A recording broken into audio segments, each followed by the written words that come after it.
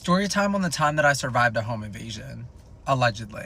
Saying allegedly because you'll find out later. Absolutely. So per usual, this story is a throwback Thursday. Like all my other stories, right? I was in, was it 10th grade? Yeah, I was kind of skinny at the time. Okay, we lost the 8th grade weight. So right, it was 10th grade and everybody was finding themselves. And somebody was finding their way into my friend's house, but we'll get to that. So there's a bunch of characters in this story. For right now, we're going to do 2. So I'm going to call the first one, these were my 2 best friends at the time. The first one's going to be Rum Chata, and the second one is going to be Lamppost, because I'm making devious eye contact with the lamppost right there. So we were the little squad, and keep in mind, like, it was very much, we would always go to Rum Chata's house, okay? Like, I was friends with Rum Chata, I became friends with her, and I want to say 8th grade. So end of 8th grade, I had a group of friends, and then like Rum Chata like came into the group of friends, and we all loved Rum Chata. Now Rum Chata was fun as hell. I'll say that right. This is no shade on Chata, Rum, whatever you want to call her, Rummy for short. This is absolutely no shade on her. I feel like she's gonna see this. Love you, girl. Still have her on social media. We still chat here and there. Miss her bad. Love her. So in 8th grade, for whatever reason, I had a huge group of friends, way bigger than now. But besides the point, I want to say there was at least like 10 people in this friend group, and I became friends with Rum Chata first. I had a class with her. I don't know. Me and her got to mingling. I think it was science class. So we were playing with potions one time. We were laughing a little too extra loud. And I was like, wait, like, we're dissecting frog legs. Like, let's go dissect something after school. You know what I'm saying? But from what I remember, and this might not be biblically accurate, I don't need the warriors from this old friend group coming in here saying, whatever. But from what I remember, I brought Rum Chata into this friend group. And I was like, y'all, like, get a load of Rum Chata. Like, she's a hoot. And that group was like, oh, wait. You know what? Hell yeah. So Rum Chata started hanging out with us a lot, right? And Rum Chata, like, she very much had a lot to offer to the world. Let me explain. Rum Chata lived in an area around me. I want to say around like 20, 25 minutes away from me. Like, she was in a wealthy area. House big. Parents didn't care. Didn't have a pool, but she had about 2 acres of land, 4 times 2, 8. I don't know. A lot of land, okay? You could frolic for all you want. So whenever we would have group hangouts, most of the time before Rum Chata was into the plans, before we knew her, it'd be very much friend's basement. Very much, we're at the mall, parents just dropped us off, we're all picking noses and exchanging our snot. Not actually, but you get what I'm saying? We're bored. The dog part, for God's sakes. But Rum Chata was like, no, like, guys, like, come to my house. We got space. Have a potluck. So every time there would be a group event, we'd all go to Rum Chata's house. And Rum Chata's house, once again, was nice as shit. Her parents, extremely chill. Extremely chill. Obviously didn't want anything bad happening, but very much like they left us alone. Keep in mind, we were in like 9th grade, 10th grade at this point. So like we were like in high school, okay, but like young high school. So like all our other parents had binoculars looking around. But her parents, they said, go hang in the backyard. Have a potluck. All right, let's light some trees on fire. Come on. No supervision. I mean, there was supervision, but like light on. So Rum Chata's house soon became the place to get a little wild at, right? Throw down, hoe down with Rum Chata. And I will say her parents had no clue about any of this happening, but like we started getting a little too comfortable there, and then we were like, wait, like you have a whole service bar in the basement. Let's try something out. So I remember it was one hangout, we're all in the basement, and we start raiding her liquor cabinet. And I'm talking, they got everything in there. I mean, I thought I was at a club. Club space, hey, I'm in Mars. That's what I felt like. Because I would feel like I was in Mars when I would come back upstairs and I can't see anything, okay? Little old me, I'm like, why am I seeing double? So her house soon became the every weekend spot, and if people wanted to, she was cool with it. And her parents, once again, didn't know, but her house was so big, and that's the thing too I'm trying to explain. It was so big, like there was almost wards of the house. Like her basement alone had a full service bar, and then there was a room there, and I'm not kidding, this was some Hogwarts shit. Like you open the door, it's a bookcase, you move it, it's a whole nother motherfucking room. Hello? So I want to say Rum Chata's house was the spot for at least like a year at this point, right? So this was like a pretty frequent thing, and not even just to like, you know, pills and potion, not that, but like we'd also go there, like we'd have massive sleepovers there, because once again her house was huge. So like she would have sleepover, I mean, it was Hotel Transylvania. Her house was so cool, but it was like 30 of us jungle freaks all roaming in her house, spending the night, people coming in, people coming out. All right. And once again, Rum Chata had everything. Like she had a digital camera, one of those big Nikon cameras. Keep in mind, we're high school. Who's affording that? I can barely afford my phone camera. It's cracked. No, she had a full Nikon, right? Nikon, however you say it. So everyone's getting closer and closer with Rum Chata. And keep in mind, like, me and Rum Chata were already really close, but like now we're all like, it's a group front. Like we're starting to become powerful, right? We're evolving. And then I want to say after 9th grade, the huge group, and not that there was beef, no bad in love by Halsey, none of that. But like naturally, like the group just started like foiling out. Like everybody was still friends, but it wasn't like this huge group dynamic anymore. So once again, me and Ramchata stay close. We're soul bonded at this point because me and her, like we would have sleepovers just with ourselves too, or it would be like us and like another person, or like we would hang out in like smaller groups too. Like me and Ramchata, like very, very, very close. So like I said a little bit earlier, when this massive formation, I want to call it like a militia almost, like the 30-person group, it was 10 people, but like it would turn into like 30 people, you get what I'm saying? And when it would branch out into those 30 people, like obviously it wouldn't just be people in the group, we would like have like other people coming around, right? And then some of those people would stick, some of them wouldn't. That's where Lamppost comes into play. Hey Lamppost. So my girl Lamppost, very much, I knew Lamppost, I want to say since 6th grade, 6th grade I've known Lamppost. Known her for a while, and once again in like end of 8th grade into 9th, that's when me and Lamppost started getting really close too. And in 9th grade, when the group was starting to like, okay, like get a little closed off, like stuff like that, the end of 9th grade, that's where me, Lamppost, and Ramchata started collabing. Like if you know how groups worked in high school and middle school, like that shit was the Hunger Games. Like there was mutants of every different type of group. There was 18 different group chats. Uvu was blowing up. Nobody knew what was going on. So then it became a thing that me, Ramchata, and Lamppost would be hanging out nonstop. And by nonstop, like parents were starting to get concerned because I wasn't their son anymore. I was Ramchata's bestie. That's what I was known as. And Lamppost's bestie. We were born to be together. I was pretty much at Ramchata's house every single day. Like I felt like I lived there for a little bit. Not every day, obviously, but like I want to say like it was at least 3 days a week minimum. And Lamppost was right by my side. We were all hanging out, collab. And I want to say Lamppost kind of brought a little more, not devious energy. I'm not calling her demonic, but like she brought more, how do I describe this without being corny? Oh Lord. Rebel energy. Radio rebel. Debbie Ryan smirk. You guys get what I'm saying? Like she broke the rules a little bit more than me and Ramchata did at the time. So when us three were hanging out, I feel like Lamppost would always kind of be like, okay, like, what should we do? What should we do? What should we do? And this is once again, no shade on Lamppost, no bad blood with her. Love her down. She's cool. Red hearts all around that one too. Oh. But you could definitely tell the vibe with the 3 of us was way different than the group with the 10 of us. Because with 3 of us, it was only 3 of us. We could sneak into more things. So that's when it started becoming things where it'd be on the weekend, we would all be at Ramchata's, and we'd all look at each other and be like, okay, like we need an adrenaline rush because we have an access to the downstairs basement bar. That's getting boring. What now? So that's when a little bit of started coming into play because, all right, I like spices. Not actually spices, oh my gosh, but like, how do I say this on TikTok? Like, grass is green. I love leaves. You know what I'm saying? So that's when we started participating in activities like that and going to purchase it up the street and walk back, and we'd have all our resources and we'd be like, okay, let's do some crazy stuff. So then that escalated to us, like, you know, late at night we'd have like people in the house, and keep in mind, these weren't like sinister movie type of people. Like maybe they were a little bit older sometimes, I don't know, but we would just like have people over. Like we were like really pushing our limits because who's gonna stop us? Oh, winter break was about to stop us. That's what was happening. Winter break time. So once again, I want to say this was 10th grade, end of 10th grade, beginning of 10th grade, whenever winter break was in 10th grade. But from what I remember, I feel like that winter break, everybody kind of in our area was traveling.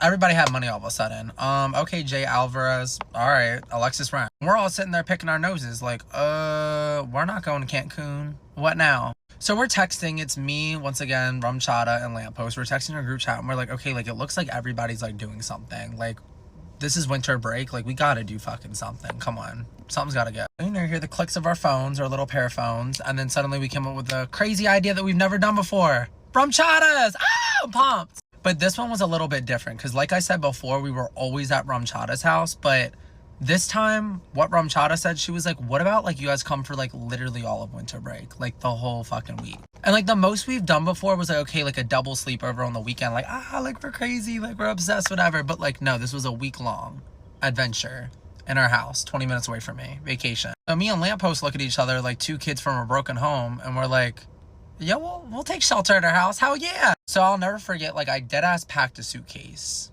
A fucking suitcase, and so did Lamppost. Like, I think we both went to each other's house, packed individual suitcases, and we said, our ride's coming. And that starts winter break. Part 2. Part 2 is why you're gonna see why winter break was a major one, home invasion. Part 2 on the time that I survived a home invasion, allegedly. So like I left off, we all pulled up to Rumchada's house with a heavy heart and some random Mike's Hards that we stole from our parents. Keep in mind, she had a full service bar downstairs. We still loved our Mike's Hards. Yup. We arrive, we wheel our little suitcases in, we're ready. And keep in mind, we're at Rumchada's pretty much every single fucking day. But we're like, you know what, like this week's gonna change us. Like we're somehow all gonna become more soul bonded. And we did. Oh, we fucking did. And I'm gonna give like a warning in this, hashtag taking accountability. I know this behavior that I'm about to explain in this part is gonna be nothing short of outlandish. Hashtag once again taking accountability. I understand that. Don't scream at me. You don't need to remind me 18 times in my DMs.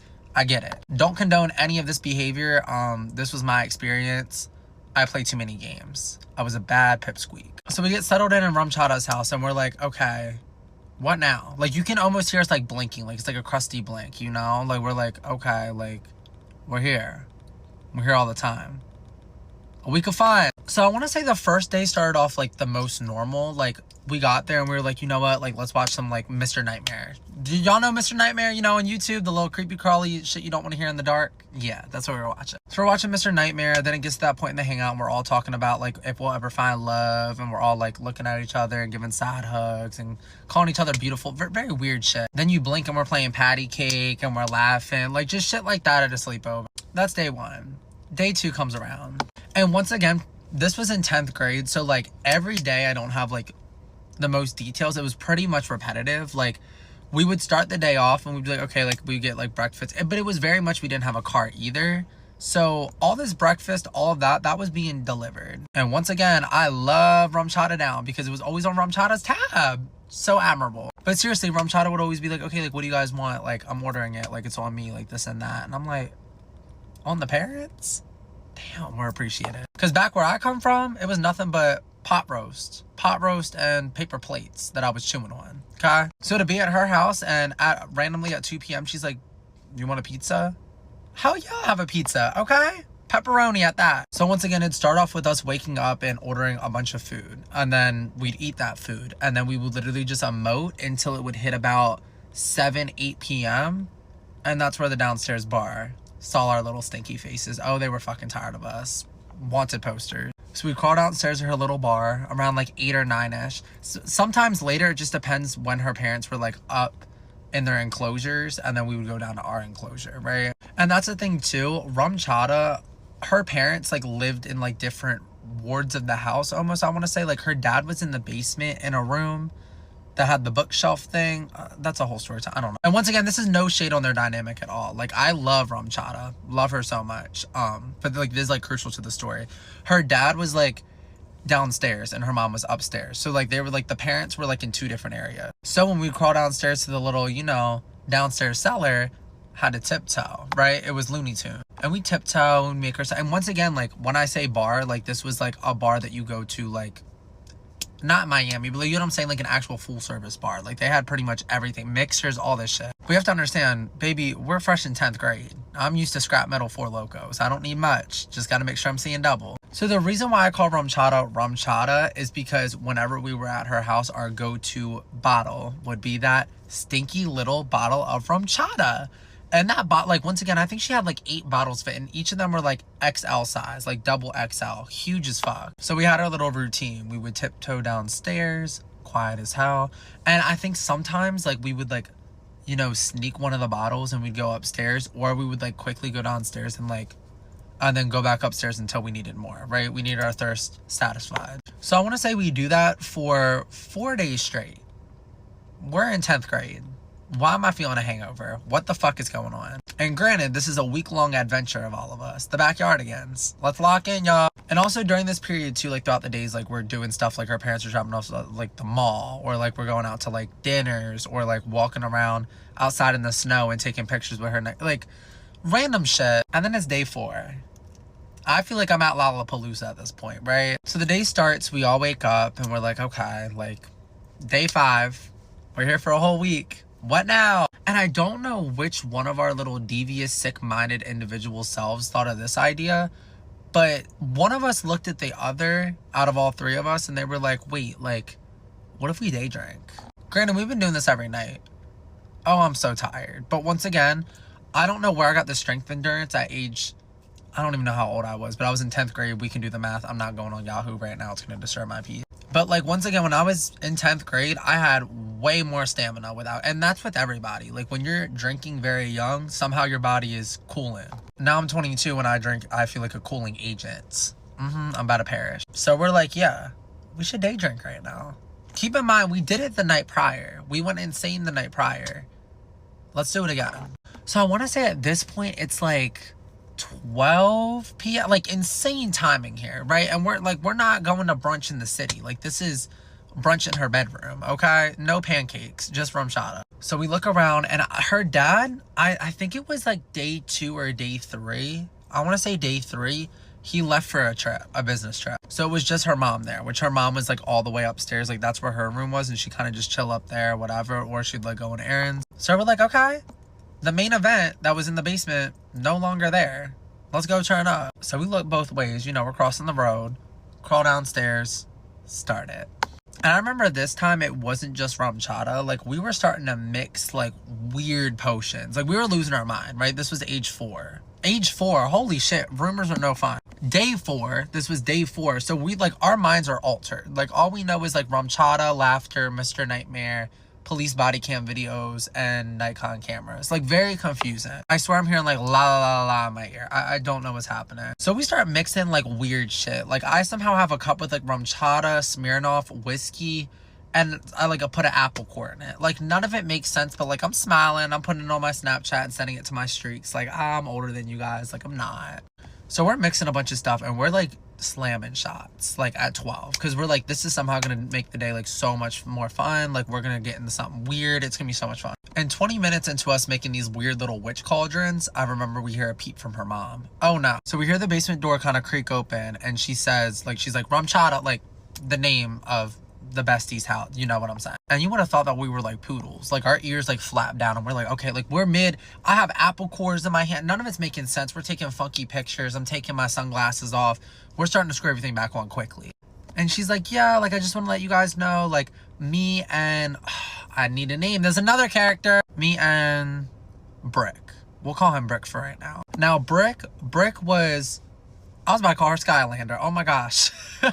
Brick was rum chata's brother, younger brother, okay? So the mom's like, hey, like I just want to let you know, rum chata, and all of you guys, me and Brick are going to run errands. Like we're gonna like go down to, I don't know what area it was, but like I think it was like a 30-minute drive, right? Like a town over to go run errands. So she's like, yeah, like me and Brick are gonna go run errands. Like you guys are gonna be here by yourselves. Like just want to let you guys know so you're not like scared or anything. Like be safe, love you guys, whatever. And we suddenly stop screwing it on, we start screwing it off and we're like, okay, thank you, like thanks for telling us. Yeah, that was inappropriate what I just did, but you know what I'm saying? Like we start unscrewing the bottles and we're like, thank you for letting us know, and we start drinking faster. So at this point now, nobody's home, we're having even more than a ball, right? Like now we can even more, we can be loud, we can play music, like it's starting to be more and more fun. Also a quick synopsis on Brick, I want to say, because when I say younger brother, I'm not talking like tater tot, right? Like I want to say if we were in 10th grade, he was in like end of 8th grade. So like he was old enough. He kind of just stayed to himself. I didn't really get to know him or anything. He just he emoted to himself. I love emote. So anyways, we start drinking faster and we're like, okay, like crank it up. So we got music playing. Like we're having so much fun. Taking selfies, FaceTiming people, everything you can do in this house. Like you would have thought it was a rave. Just between the 3 of us, we've been doing this for 4 days now. We are losers. And we're mid-taking, I want to say probably like our 6th shot, right? And we're mid-taking it, and the moment the world stopped. So we hear upstairs, keep in mind we're in the basement, we hear from upstairs, okay. Now that representation, those were footsteps. Really loud fucking footsteps. Horse hooves almost. So I got my rum chata, I'm like, and I finished the shot still. But we all fucking freeze and look at each other. After our shots, of course, and we're like, and once again at this point, this was like 10-15 minutes after she said that her and Brick like left. Part 3, y'all. Part motherfucking 3, because those horse hooves. Part 3 on the time that I survived a home invasion, allegedly. So once again, left off mid shot, horse hooves are heard upstairs. Footsteps. right above us. Right above us. Chandeliers are shaking downstairs. So once again, we all look at each other and we're like, And mind you, too, we were very accustomed to this basement, okay? Like I said before, pills and potion, like, we were down there quite a bit. I've never heard footsteps that loud. Like, when you watch a horror movie and you hear, like, the creaks and the ooks upstairs, like, it was that times 20. Home invader had a boombox on him. So we literally all didn't say a single word to each other. We just proceeded to run. So we all run into one of the rooms. Keep in mind, there's probably like 4 rooms downstairs. So we're like, okay, I'm glad we all picked the same room because we're making eye contact. Like, what? And like I explained before too, it's kind of hard to explain, but like I told y'all about that like Chamber of Secrets type of room. I don't know. Hotel Transylvania type of house. Love her house, love her. But it was a house I've never been in before. So the room that we sprinted into, it was a huge room. And then there was a bookcase, okay? Not even really like a bookcase. It was kind of just like a matted wall. Very confusing. Anyways, when you open that matted wall, there was a whole ass bedroom in there. So we're standing in that room and we're all like flipping the fuck out. Like, we're like, what the hell? Like, those were footsteps, like very apparent. And while we're in this room, the footsteps are like now moving over that fucking room. So at this point, we're all like fucking shaking. Like, we're like, how do we handle that? Yeah, I'm a man. Yeah, I'm 6'2". You hear the squeak of my voice? Put me right down if I went up there. Knock the rings off of me, okay? I don't even wear rings at the time. They would have put a ring in my eye. And then it's two girlies. So we're like, okay, like, this is about to be a massacre. Like, this is our time. Angel wings are photoshopped or devil horns. Whatever you're going to give us, we're done. Chop liver. And I will say Rumchata was freaking out the most out of me, Rumchata, and what was the other one? I was about to say Screwdriver. What the fuck was her name? Fuck. Lamppost. How can I forget you, girl? So sorry. So yeah, so Rumchata was freaking out the most. Lamppost was freaking out too, but like, once again, Rumchata was on the verge of tears. And I'm shaking at this point. Like, cause it's a combination of like the weird potion we made and we're sipping on and partying with, okay, this might be our last time on Earth. We're in a really nice house right now. Her parents just left. We hear hooves stomping upstairs. So Rumchata was like, screw this, and proceeds to pry open the Chamber of Secrets door, okay? So now we have that matted wall open, and there's a whole bedroom there, and she's like, get in here, because if something happens, we're safe in here, I think. So we go into there, we close the door, but that door didn't have a lock on it. The other room, so it's a room, and then there's the matted wall, and then there's the bedroom. The other room had a lock, but it was just a wooden door. If someone was coming to get us, light it on fire or poke a hole. We're done, right? So we all get in there and we're like, we're not even sitting on the bed. Like, we're sitting like behind the bed and we're all like starting to tear up at this point. Because it feels like almost everywhere that we're moving to, the footsteps are feeling like louder and closer. And we can't really tell at this point, like, okay, like, are the footsteps like coming down the basement stairs or like, are they over us? Like, who has a GoPro? Who's seeing us right now? So at this point, Rumchata bust out into tears. Rumchata's the owner of this house. So fuck. She's the owner of the company. She's crying. Lamppost is starting to fucking cry now. And I'm sitting there and I'm like, oh God. So I start crying. And if you know me, I don't cry. I never cry. I started crying. Because we're all sitting here and we're like, what the fuck do we do? Like, what, like, this is it. So I'm like, should we like call the police? Like, genuinely, should we call the police right now? Because like, Rumchata says absolutely the fuck we are. She dials 911 on her phone. Now 911's on speakerphone. I think we got put on a brief hold with 911 too. I've seen other story times with that. 911, get the phone lines together because I'm not calling Claire's. I'm calling you when there's an emergency. Lock in. So they put us on hold for like 2 minutes. We're sitting there like, we're shaking. We're like, oh my gosh, like, I think we hang up the phone. We call them again. We finally get through to 911. They're like, what's your emergency? What's the address? She gives the address of like, what's going on? We all start like trauma dumping at the same time to this operator. Like, we're crying and we're like, yeah, like there's like footsteps upstairs. Like, her parent is not home. Like, nobody's in the house. We're the only ones here. And these footsteps are really fucking loud. Like, they're like, I don't know if it's even a person, right? It's a minotaur. So then I want operators like trying to calm us down, like, okay, like deep breaths, like we're sending people out, like, can you like just describe where you are in the house? We're in the basement right now, like we're like locked. They're like, okay, like I want you guys to like whisper and like put stuff towards the door. So at this point we're moving shit to the fucking door. Like, we have a dresser at the door, magazines, like any magazines, vote. And we're starting to cry harder now because they're like, okay, like we're sending like the people there, like they're en route. They're gonna be there in like about like 5 minutes. Like we're doing everything we can. And we're like, I'm literally like, what if like 5 minutes, like they fucking get us? Because it sounds like they're coming downstairs at this point. We're literally telling each other that we all love each other type shit.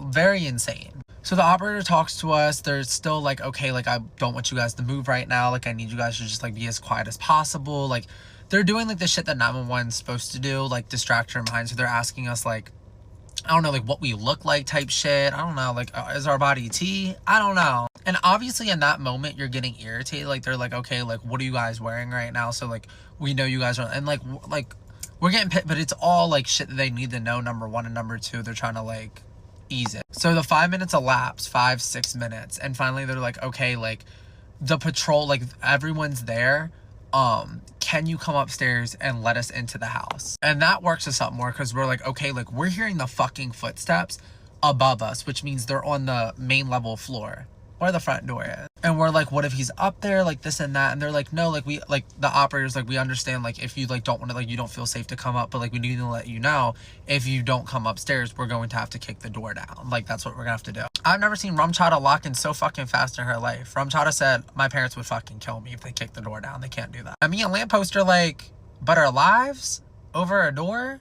I get it, right? Okay, sure. So we all like, I don't wear mascara. I don't think any of them wear mascara, but somehow we have stained mascara on us, and we're like plotting. We're like, okay, we need to go upstairs, like sprint fucking upstairs. How are we gonna do that? We're sitting there, we're mapping it out. We're like, okay, like who wants to go first? Like we just have to like sprint in like a line. And like once again, the way her house worked is like her front door was right by the basement. Oh my God, I'm actually getting like flashbacks right now. Like I'm imagining her house. I haven't been in so long. I miss her. But once again, the basement, like the stairs that went down into the basement were like, I guess perpendicular, like parallel, I don't fucking know, but like across from the front door. So we're like, okay, like all we have to do is make it up those fucking stairs and then book it out the front door and we'll be fine. So we're all sitting down there for like a good like minute, and we're still on the phone with the operator. We're like, just don't break the door down yet, like whatever. And we're like, fucking, I've never been so petrified in my life, genuinely. And I don't even think I was drunk anymore, or any of us were drunk anymore. Like I think we all sobered up at this point, and we're just so fucking like worked up. So we all hug each other and we're like, okay, like we got this. I think I don't know if I was first, or I was about to call it Shakespeare, Rum Chata was first, or Lamppost, I don't know, but we made our formation out of like endurance. Like we were like, okay, like this person gonna be in the back, like we got this. I think Rum Chata was first and I was in the middle, I don't know. So we're finally okay, like 3, 2, 1. We open like the, not the shadow door, but like the hidden like Chamber of Secrets door, and then we sprint to the other door. We creak it open. We listen for a second to see if we can hear any footsteps, and we're like, okay, we have to. So we fling the door open and we fucking book it upstairs. Like I literally, and Kim, it wasn't that, but like the speed of fucking light. And we're like crying like while sprinting up the fucking stairs, and we fling open the front door. Nothing would have prepared me for what the fuck was in the front yard. When I tell you, and I am not exaggerating when I say this, over 12 or 15 police cars, okay, a fire truck, 2 ambulances, and we're like, and keep in mind, she lives like not in like a farmyard, but like once again, her house is huge. There's so much fucking land. So there's like police officers like all in her fucking front. Like it looked like a militia. And we just like dead sprint. Like we weren't thinking of anything. We just sprint as fast as we can across the lawn. And like there's police everywhere. Like we just sprint to them. And we're like, we can barely form a sentence. Not even because like we're like drunk from these pills and potions. Not actually pills, but potions for sure. And when we're standing with the, like, we sprint over to the police officers, and that's when, like, we stand there for a second, we're, like, breathing heavy, and we're, like, okay, like, stabilize ourselves, like, stabilize. And then I hear something. It's, like, a little noise up in the sky, okay? Look up. 2 helicopters circling her house. Fucking police helicopters circling her house. They sent every possible fucking resource to her house. That's how deranged and disturbed we sound on the phone. Like what the fuck? So we're standing there with the police, we're fucking shaking, we're like, we like, they're talking to us, they're like, okay, like everything's okay, like we're here now, like they're in the house, like they're walking through the entire house, like they're clearing it, like it's gonna be okay. Part 4, I'm sorry guys, I'm not trying to do this intentionally, like part 4, that's gonna be the final part, I promise, I swear on it. There's just so much lore with this story. I can't. Part 4 on the time that I survived a home invasion. Allegedly.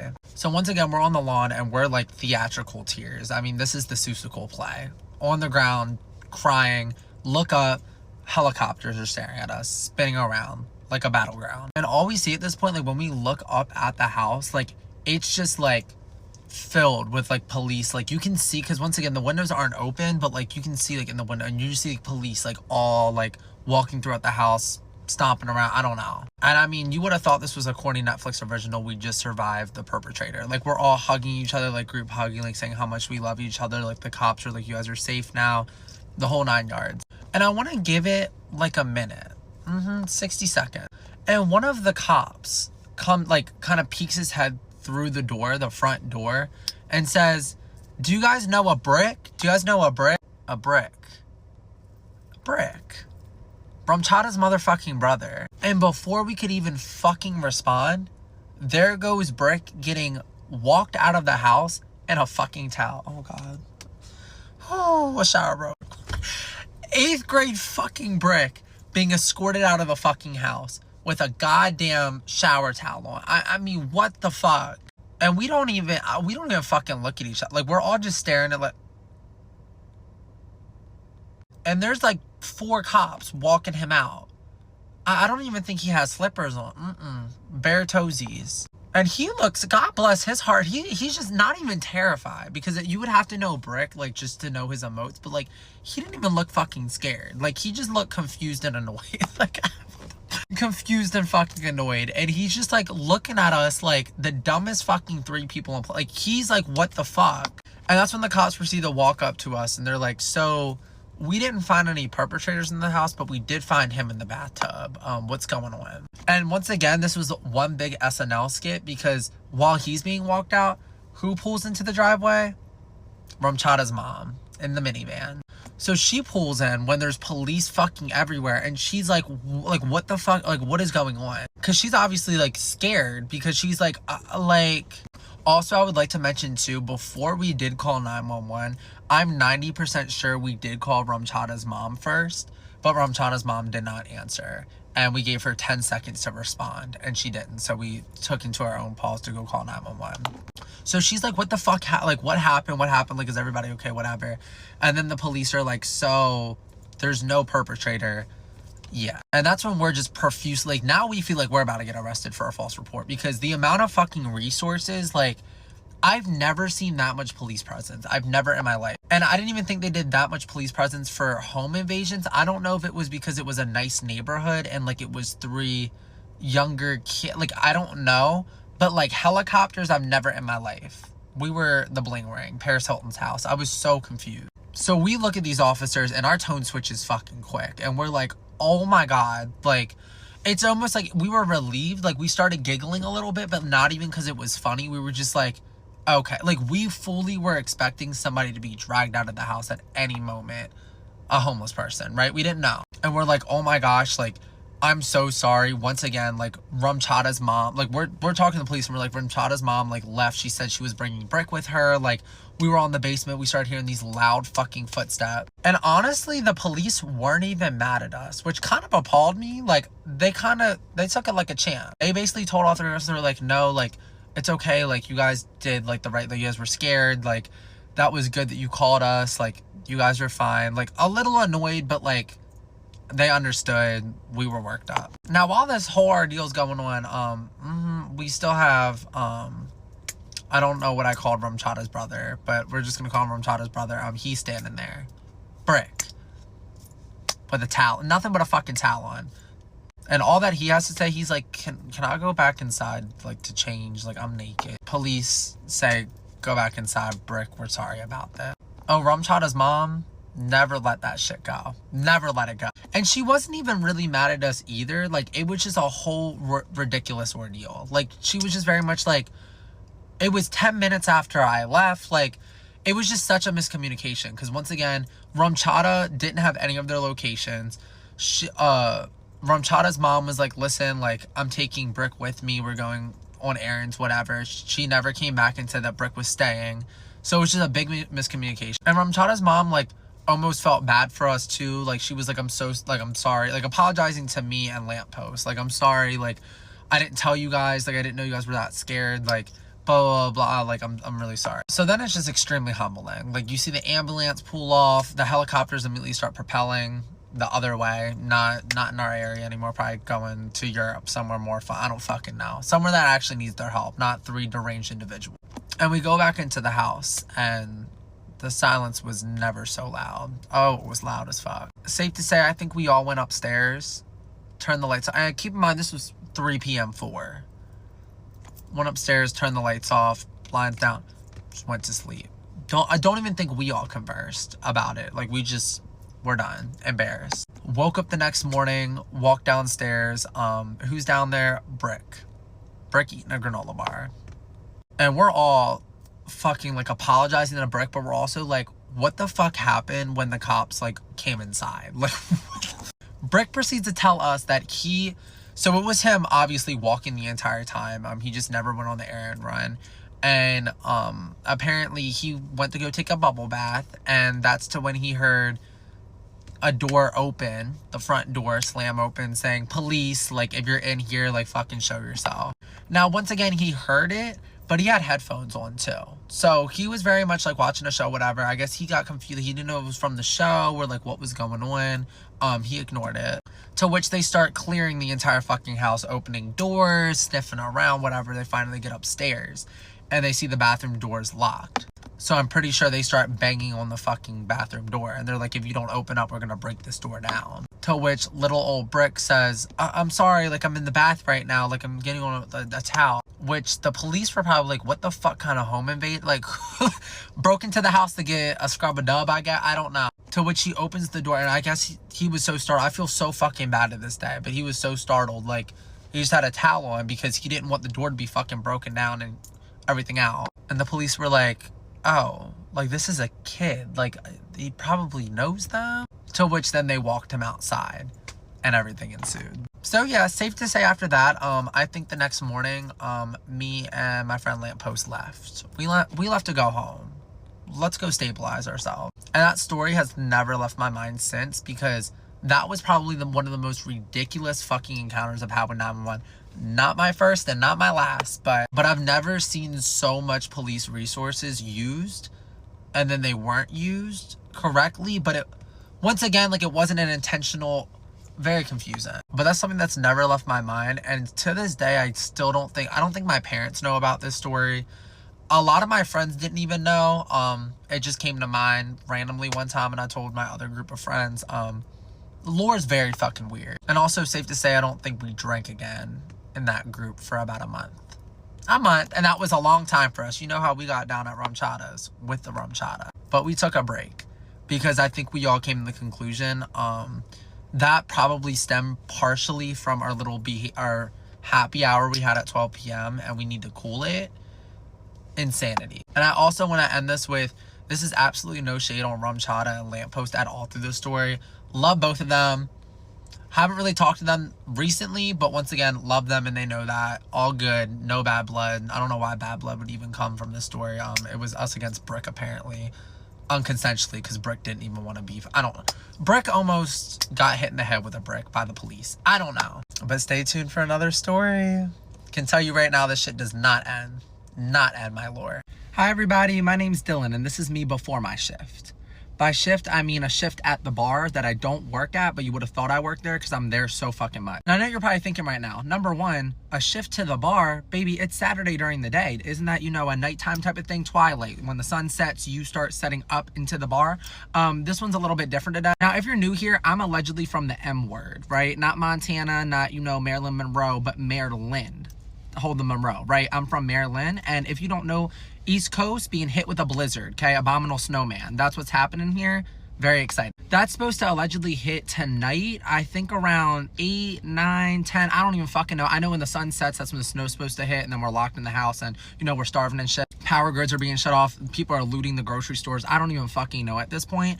But all I know is we started texting the group chat earlier this week, and we started talking about the snowstorm. We said, wait, we can't go to the bar at night. It's going to be number 1, dead. Number 2, dangerous.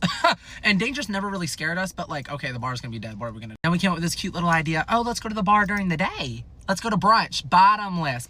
There's this place in our city, which usually bottomless brunch, I feel like, is a Sunday thing. They do it every single day of the week. Monday to Sunday. 12 p.m., I think, to 3 p.m.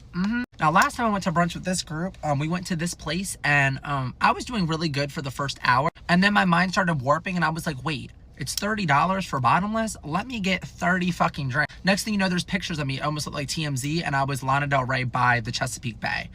Sitting there, looking around. I was about to plop into the bed. Had to get some help. And then I sprouted up, apparently, and started doing a little, you know, bird run across the whole harbor. Not in the water, of course, but on the pier type of thing. There were tons of people. I mean, it's Saturday at probably like 3 p.m. I'm doing this, intimidating people, you know, the Naruto run. Yeah, so that was the last time I did brunch, and now we're about to do it in about 24 minutes. So you're probably confused. Why am I addressing you guys before the bar? Normally it's after the bar, the day after, and I have no eyebrows, one tooth, and I'm over here shaking and shit on my camera saying this is what I did. Yeah, this is the before address because I'm kind of going to make a little series here. Don't know how long this series is going to last. I guess it's going to last until I can't afford to pay my phone bill anymore, but it's going to be how much did I spend at the bar. Kind of going to make this video with predictions because last weekend, oh my gosh, black and white flashbacks to last weekend, it literally was an active war zone in my bank account. Normally when I go to the bar, I try to play like penny savers with my friends, and we're like, okay, let's pregame a fucking lot so we don't spend money, because at least in my city, the bars in my city are not fucking cheap. Vodka Sprite, I mean, it's not expensive, but like it's not fucking cheap. Like vodka Sprite probably $15. Very expensive. You go to a dive bar in my area, baby, it's $8 and a handshake. That's what the fuck it is. But $15, where we go. I don't know. We think we're Bill Gates. Besides the point, my usual median spend at the bar. Now, before I started going out with this group, I would like to say it was $40, and that was a lot to me. And then I got this new job, and then that quickly multiplied into $150. I'm waiting for Caleb Hammer to come into my comment section with a weapon. Like, I'm not an inspiration for anybody. I'm not good at saving money. It's not a good look. But like, I'm such a weirdo because in my day-to-day life, like, I'm very, very, very, very, very frugal. But the second something touches my tongue, which is vodka, tequila, oh, I hate the T word, but like any alcohol touches my tongue, immediately I can buy the earth. Like my card can buy the earth. Keep in mind that credit limit is begging for me to stop. It's very small, but apparently I can buy the earth, right? So my median, I want to say, is 150. And then last weekend, and it was my girl's birthday. My girl, her code name is Puerto Rico. She's not from Puerto Rico, but she goes there all the time. It was her birthday, and I went out with her. Happy birthday, girl. I got there. Keep in mind, I brought a huge jug of Tito's. That was just the beginning, baby. Went to the bar. I woke up the next morning. I spent $450. That's the equivalent of 2 speeding tickets. That's the equivalent of 45 Chipotle burritos. You could probably buy, I don't even know, 400,000 paper clips with $450 fucking dollars. The amount of gas I could get in this little car that I'm in right now could last me like 2 months, 3 even. What the fuck? I was so fucking sick, like genuinely so sick. I was nauseous from everything I ingested, but my bank account's even sick. So moral of it, I'm going to brunch, okay? And we're gonna do the calculations real quick, okay? Math majors, follow. Bottomless brunch is $30. I just went to Dunkin' right there, okay? You know, the Charlie D'Amelio drink, but I didn't get that shit because I don't drink coffee. So I got a croissant, sausage, egg, and cheese, and hash brown. Apparently there's a $5 meal deal. I got so nervous at the speaker. I just got the sandwich and the hash browns in the meal deal. Meal deal comes with the coffee. I didn't get the coffee. I spent $8 because I didn't get the meal deal. Besides the point, so on the clock, I've spent around $8, okay? I want you guys, my girls in here, to comment their predictions. It's kind of like a weather prediction of how much you think I'm going to spend today, okay? Keep in mind, bottomless brunch is $30. I already ate food, so all I really should be virtually spending is $30 plus tip and maybe a snack at the brunch place. Maybe a snack, maybe an appetizer. So my prediction is $50. That's what I'm predicting right now, 50 maximum. Want you guys to comment. And if you guys like know me already, you know I find ways to spend money when I'm drunk, and like I will wake up in the morning with like a Stingray in my room. I'm not kidding. And like a whole like glass enclosure for the Stingray, and somehow I dropped $2,000 on that Stingray. Like I have no clue. So I'm very interested. Like, what do you guys think I'm gonna spend? And then I'm gonna update you guys tomorrow or maybe tonight if I'm still alive on how much I spent. Very scared too because the brunch place is next to another bar. So yeah, my prediction is $50. I'm trying to be modest. I'm putting that out in the universe. 50, but less, please. 30 would do fine. But what do you guys think? Comment down below, and then you guys are gonna hear from me in about 12 hours, maybe 24, and you'll find out how much I've really spent. I'm fucking scared. Story time on the time I had my very first house party and got caught within 6 hours. Throwback Thursday, per usual, black and white flashbacks. High school. Ooh! So high school was a really weird time for me because I was 16 years old drinking scrap metal Four Locos and also wearing skin-tight skinny jeans at 7 a.m. But at the same time, I was really good at history. I was in AP World. Didn't know what was going on. But you knew what I did know what was going on? how to goddamn socialize. Chatter. When I tell you in high school, I chattered to anybody. If you made eye contact with me for more than 2 seconds, Medusa, you were frozen. Because I was going to keep you there and I was going to yap your fucking ear off. 10 minutes on the clock. Come on. I didn't discriminate. I would chat to anyone, down to my teachers, down to a random girl in the hallway. Oh, I liked your purse.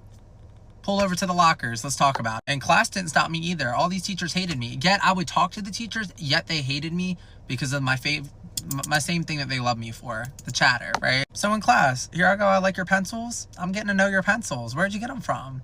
I love the color. So at this point in my high school career, I'm talking to everybody and anybody, right? It didn't matter what your status was, what you look like. You had one eyebrow. Okay, I have the other eyebrow. Actually, I don't. My eyebrows are missing. But you get what I'm saying? Like, I could finish everybody's sandwiches, so I thought, right? So at this point in my life, I live with my dad. And keep in mind, still love my mom, you know, see her all the time, this and that. But my main residency, I want to say, my dad's. That's where all my resources were. That's where I was getting dropped off at the bus stop. It's where I really learned to find myself, I guess. I don't know. But the thing about my dad's house, oh, my little dad's house, you couldn't get away with shit there. And it was more so the fact that there was always people in that house. Like, big family. I mean, the Brainy Bunch times 87, okay? Like, there was always somebody walking in, walking out.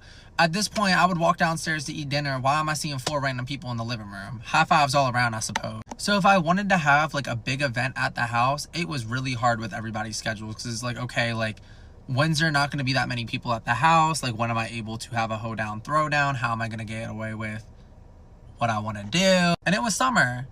Sun's out, 4 Locos out. Come on, make some noise. Can't do that at my dad's house, would get smacked. So remember, it was nearing the end of summer, and the way my high school worked, like, there was always parties. It would be these random addresses sent out, you know, everyone clapping, dancing around. It was honestly very dangerous when I think back on it. I want to say on a given Saturday, somebody would just post a random address, and that could be to a Red Robin, a mall, or a townhome. Either way, people are showing up and they have bottles. How we get those bottles, I don't know. We're all pipsqueaks. Very feverish. But the way it would work was we would see these addresses. They would be reposted by like 18 different people. So somebody random that you have on your Snapchat, oh, they reposted it because you met them out at a dog park somewhere and you have connections with them. So you see that post, you screenshot it, you send it in your group chat, and somehow we get there and we don't know what could happen, right? It could either be an abduction or we're going to get Snapchat stories for the night. Come on, geotag it. So it was nearing the end of summer, and with that, these little random addresses that were being sent into the universe were starting to dwindle a little bit. And a girl's getting bored because, once again, we're in high school now. So it's that weird, like, divide of, like, you can't really play Minecraft and play with silly bands anymore, but you can't really go to the club, so you have to go to a basement and do alcohol. I don't know how to say it. So this was my time to shine. We got to find out a way. So I really forget what happened, because keep in mind, this was 11th grade. I don't even remember what I ate for breakfast yesterday. I think it was potato chips, but it also could be cake. I don't know exactly what the situation was, but once again, I live with my dad. My mom's, I would very much go there for like holidays and stuff. I would still see her like out in the open, whatever. We go out to dinners and stuff, but like I would never really go to her house to like hang out. So I don't know if my dad just disgruntled me one day. I really don't know, but I reached out to my mom in a time of despair and I said, hey girly, I want to come over for the weekend. What's good? And you know, I was really down bad too. No shade on my mom, but my dad's house had the pool. I love to dip, right? I love to dip in the pool. But I think I just got so irritated about something. I don't know what it was, but I was like, relocation time. Clearing my head for a weekend, right up the road, my mom's house. Come on, girl. So I remember I texted her, and I think it was a Thursday-ish, maybe, when I alerted the troop. And I was like, hey girl, like, what are you doing this weekend? Like, Sunday fun day, right? Like, come on, weekend fun day. I need help. Come on, let's hang out. And she reached back out and she's like, hey, like, I'm actually gonna be dog sitting that weekend, so I'm not gonna be home. But like, if you want to spend the night at my house, like, of course you can. Like, there's a room there, like, whatever. Like, do what you want to do. Have a ball. Free house, dog sitting. And keep in mind, like I said before, my dad's house, the House of Horrors collab, right? There's just so many people in there. It's always a concert venue. So I was like, now I can go to a house. I'm there completely by myself. It's going to feel a little eerie. Maybe I should have a concert there. Let's do it. And I was a little shit back in the day. I saw that iMessage pop up on my phone and I said, like, you heard the screen cap feature. Then I started sending it into my group chats. Come on, let's work up something. So I'm texting my girls and I'm like, y'all, I have a free house for once in my life. Not my dad's, not the one with the pool and shit, but we got a townhome. What are we gonna do about that? Now they're all texting back and they're like, okay, wait, like, late notice number one. It's a Thursday. Number 2, hoe down, throw down, Hannah Montana, lock in. And the way I worked once again in high school was because I had so many different types of group of friends. If I collabed all of them, I don't know what kind of I don't even know if it would be WWE. I think it would be more witchcraft that would occur, right? Like too many spirits together. And I don't know if they collab well, right? I don't know if it's a good mashup, summer mashup. I was like, I don't know if I want to make mashed potatoes, so I'm going to invite a couple groups, but like these groups that like kind of like know each other already and have emoted before. Like I'm not just going to invite the whole, you know, the whole cliques, because then it's going to be mean girls. So I started sending out my promotional flyers. By promotional flyers, I mean iMessage text, a copy and paste paragraph. Hey y'all, talking about some, hey guys, pull up, this address. It's gonna be Saturday, I think. Will food be there? No. Will drinks be there? No. Bring everything. There's a couch. And I'm getting some good responses. Like I'm getting some yeses from my close friends. Some people that I'm not as close with, they're like, oh, like I'm suddenly gonna be in Kansas at that time. And I'm like, you know what, fuck you. Because, you know, if it was another house party, you would not be in Kansas. You'd be right up the street partying with the Four Loko, sure. And I start getting like a good crowd. Like I'm accruing, I wanna say like 10 people, then it's going up to 15, and I'm like, oh, like, is this gonna be Project Z? Fuck. At the same time, I'm texting my mom and I'm like, yeah, like, no, like, I'm definitely gonna stay there like 100%. And I want to make this clear too, I was gonna stay at my mom's house regardless. I'm not a piece of shit. I love my mother. Oh, I love her. Wasn't using this for a party throw down, hoe down. I wasn't. But this was an what is it, amenity? I was gonna say a nemesis. I don't know what that means. I'm starting to get like 10 confirmations, 15 confirmations. I think it goes up max to 18 confirmations. And I'm like, oh, that's a fucking potluck. I plan the big day for Saturday. Saturday, a neutral day. Come on, we got the whole day. Let's do something fun. So I remember that Friday, I pull up to my mom's house, you know, desolate house. We got a couch, some lamps. It's a good house. It's cute. This and that. And I'm like, okay, like we gotta start mapping out how we're gonna do things around here. And you have to understand too, I never really spent the night at my mom's house. So God bless her heart. I love her so much. But like my room there, it was very much like how I left it in 2010 core. Like it was Scooby-Doo kinda, right? There were Scooby-Doo posters. And I was like, fuck. The girls are gonna have to love Shaggy, right? So I started cleaning up the place, and the place wasn't dirty at all, but I'm like, okay, like, I really gotta lock in. So I think I pull out a vacuum. I start vacuuming on the walls and shit. I'm like, I gotta make this, you know, look appealing. Then I remember, I think I randomly went to the grocery store and got some chips. Keep in mind, the parties at this point in high school, nobody had chips. No, you weren't getting fed there. You were getting fed Pink Whitney. But I was like, you know what? Like, let's get some chips. Then I think I went to the liquor store that used to be in my area that would sell everybody underage. Oh, I have so many stories about that place. She's no longer with us. They had a sting operation. But besides the point, pulled up there, big smile on my face. I stocked up, I think, 2 Four Locos should do. And then I think I got a bottle of New Amsterdam. Bring all my resources inside, slam the door shut, start organizing everything. And I say, all right, 24 hours. I'm going to be the biggest thing that people know. Biggest fucking loser. Yeah, I can tell you that much. Saturday, I wake up. Oh, it's the big day. Oh, it's the big day. I've never done something like this before. To which I get a text. Oh, I'll never forget this text. Because I love in my life, too, if you watch a lot of these stories, there's so much foreshadowing. Whoever's controlling my little game station character, oh, God bless you. Because you always try to help me out at the end of time. And what do? I laugh. I don't care. So I remember I got an iMessage from my mom, a little ping on my phone. And she was like, haha, like, you're not going to have a party here, are you? Like, why are you laughing, Mom? Why would you think I'm having a fucking party? Why? So I see that, my heart drops, and I'm like, no, I've never had a party before in my life. So I text her back flabbergasted, fake flabbergasted at that. And I'm like, no? Like I was kind of like joking it off too. I was like, like maybe, like psych, like I would never. Mid setting my promotional flyers on iMessage. Oh Lord. And she texts back and she's like, oh, like, no, like I'm just pulling your tail, this and that. My tail got pulled a little too fucking much. You ripped my tail off because who told? So now I'm anxious, but the party's still on. The party's still on. So I remember I said the party was going to start at 10. It's 9:30 at this point. Part 2. Part 2 of the time I threw my first house party and then got caught within 6 hours. So it's 9:30 at this point, and I'm getting a little nervous. And keep in mind, my closest friends, they pulled up before like the 10 o'clock like initial point, because they were like, okay, like, you know, like, it's your first time out here. It's your first time on earth. Let's try this. So my girls are with me and we're doing the last touch-ups, right? By touch-ups, I mean I'm just playing with a blanket at this point. I don't know what the fuck to do. I don't know how to fluff up a house. We got chips out. I think we just had chips. A Four Loko is the centerpiece. Very feverish. And the door gets propped open. And the girls start walking in. Now, granted, by party, when I described like the old house parties I used to go to, like that was like 200 people in a 2x2. It wasn't a fucking party. It was called cinder blocks, right? We could barely breathe. This one was not like that. This one was very loser-like compared to the other ones. It was still my big one. So people are walking in. They got the refreshments, Mike's Hards, I don't know, Twisted Teas, Four Locos.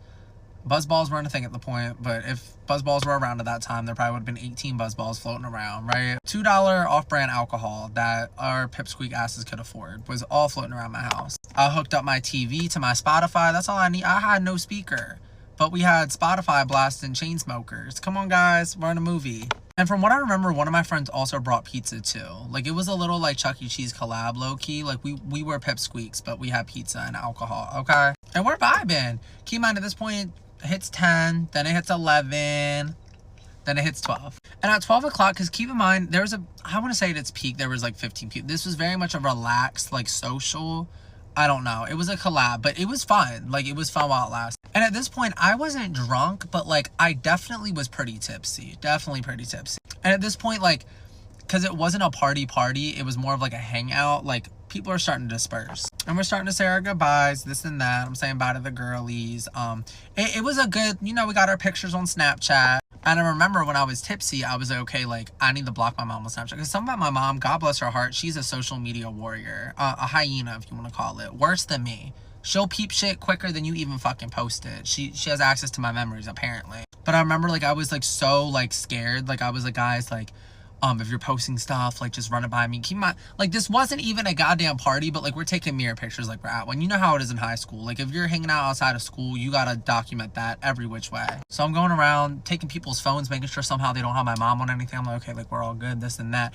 I'm going to take a picture, and I'm like, okay, like, block my mom from viewing the story. But then I'm pissed because I'm like, shit, like, people I didn't add back can't see this now. Now I'm upset. But yeah, after doing all that, once again, the night goes on, everything's good, people are starting to peel out, saying bye to the last few people. And after saying bye to the last few people, the last people left, I think it was me and then, like, my 2 closest friends. Actually, 3 at the time.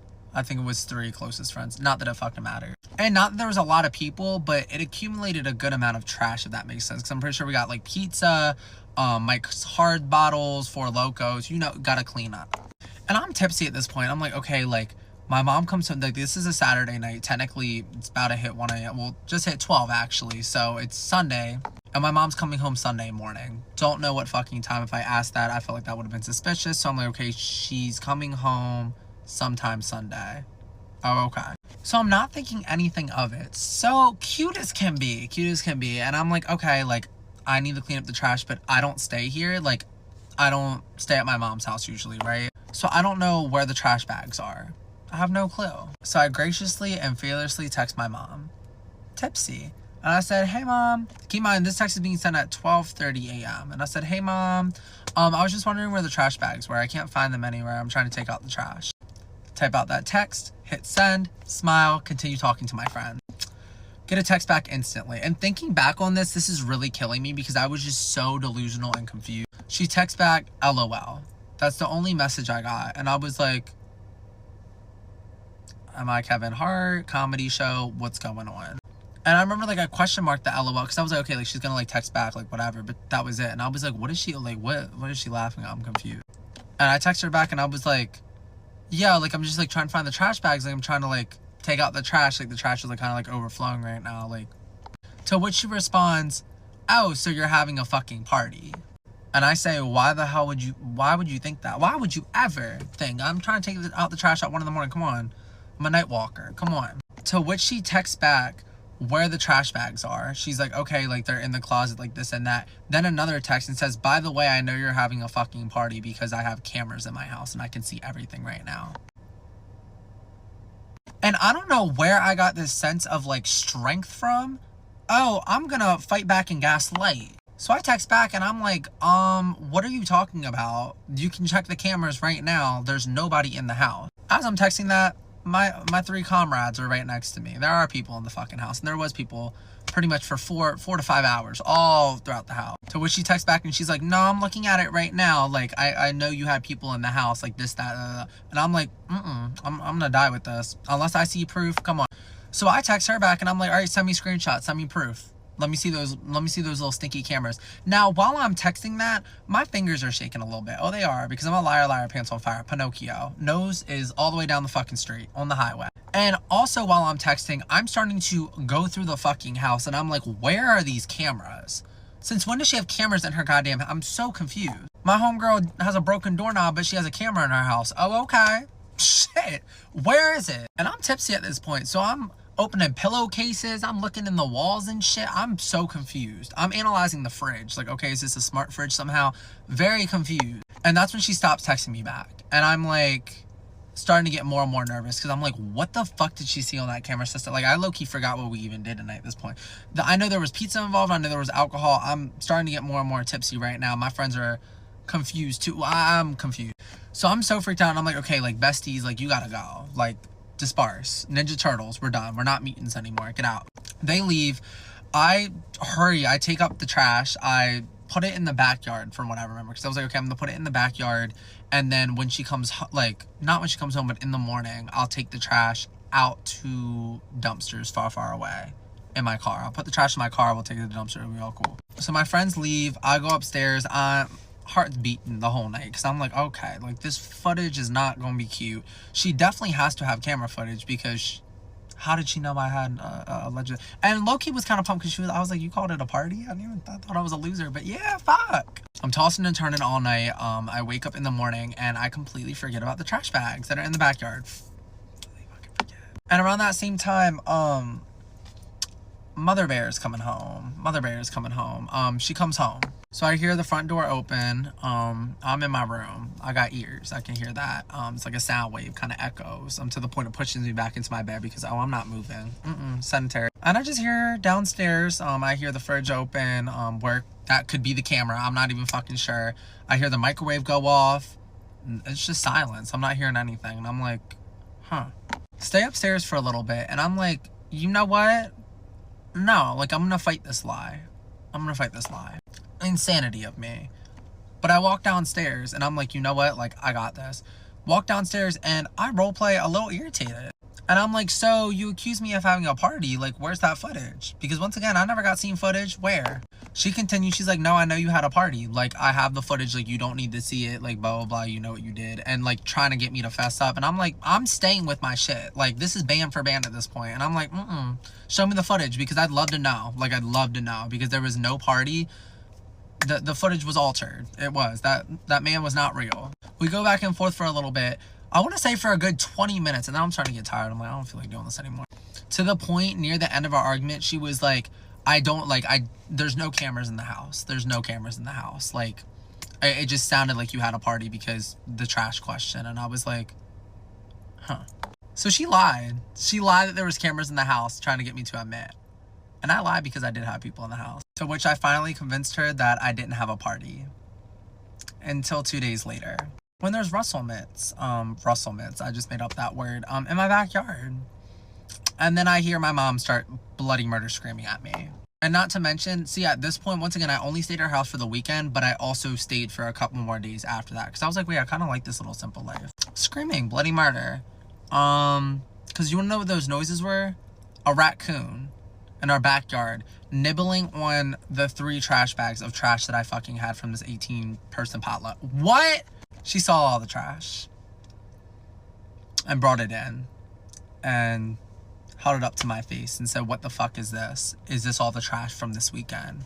To which I put my snout down in disarray and said, you caught me. So that's the time on how me and my mom both lied to each other and then I still got caught. I'm very dumb. It was a movie though.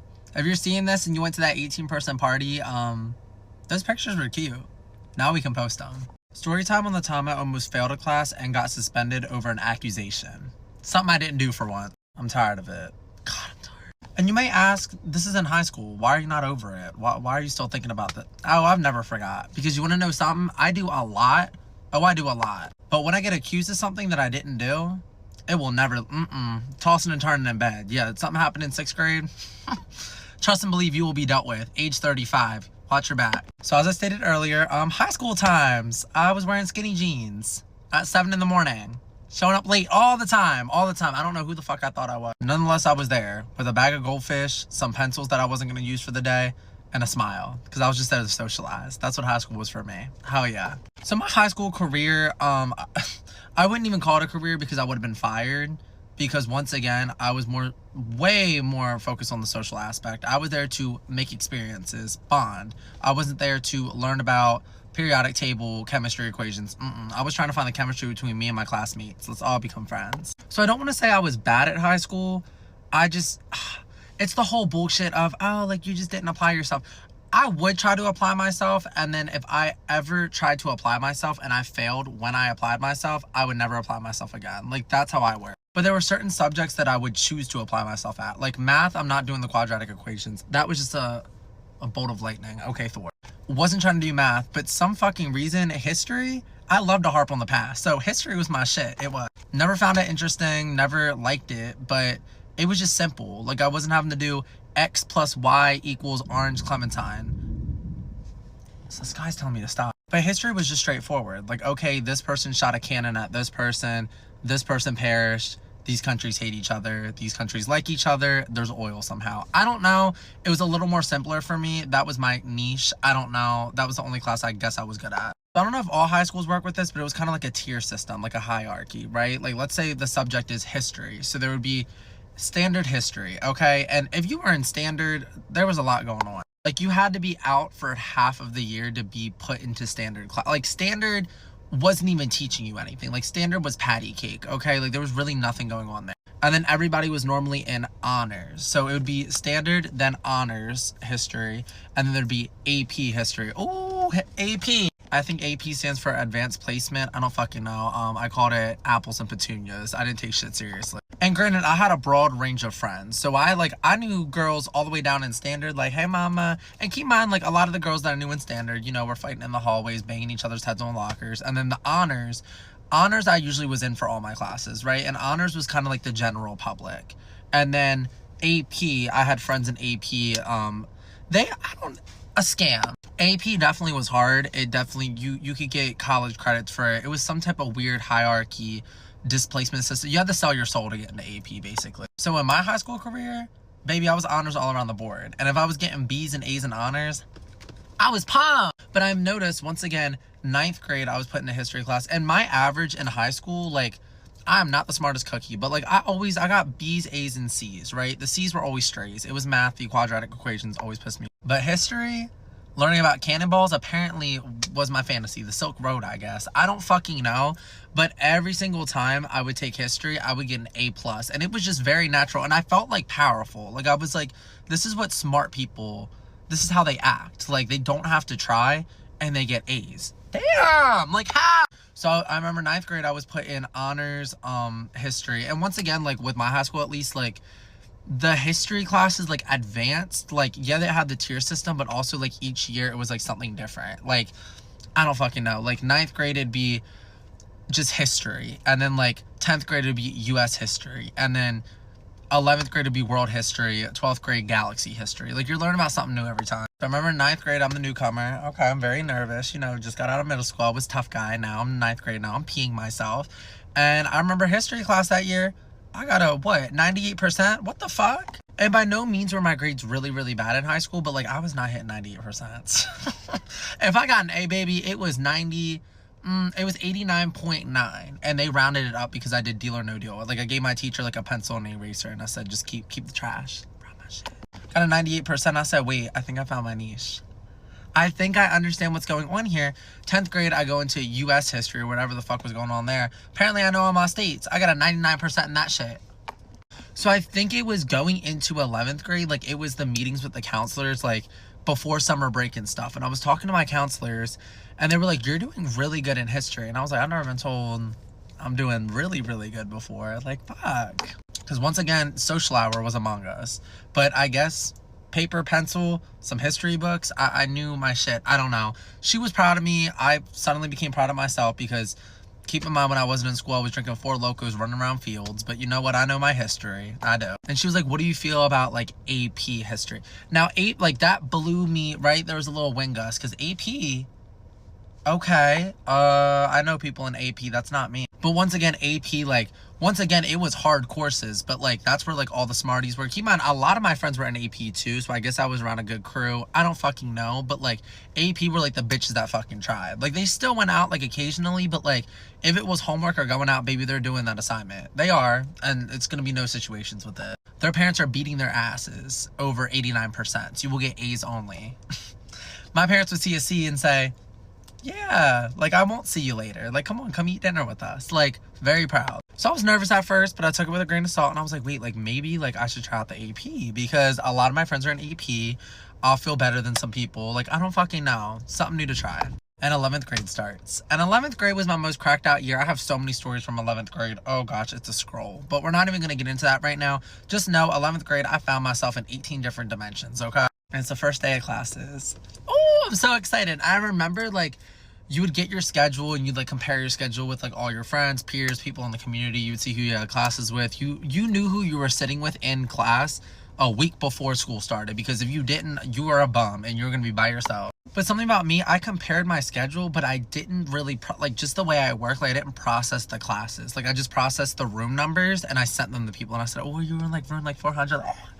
So it's the first day of 11th grade. Come on, I'm a big kahuna, or a big piranha, big sharp teeth. I was ready to bite people. And I go to my first classes, and I remember it was all fine. I had like Health 101, had some girls in that class. I don't know what other classes were in 11th grade. Gymnasium 407. I was lifting dumbbells with people in my community. And then it gets to the AP World class. Yeah, AP scam. Why do I walk in? And I was a little confused, because I'm looking around the community, and I was like, wait, I thought you got suspended. I saw you doing Cash App scams in the cafeteria. Is this what AP World is?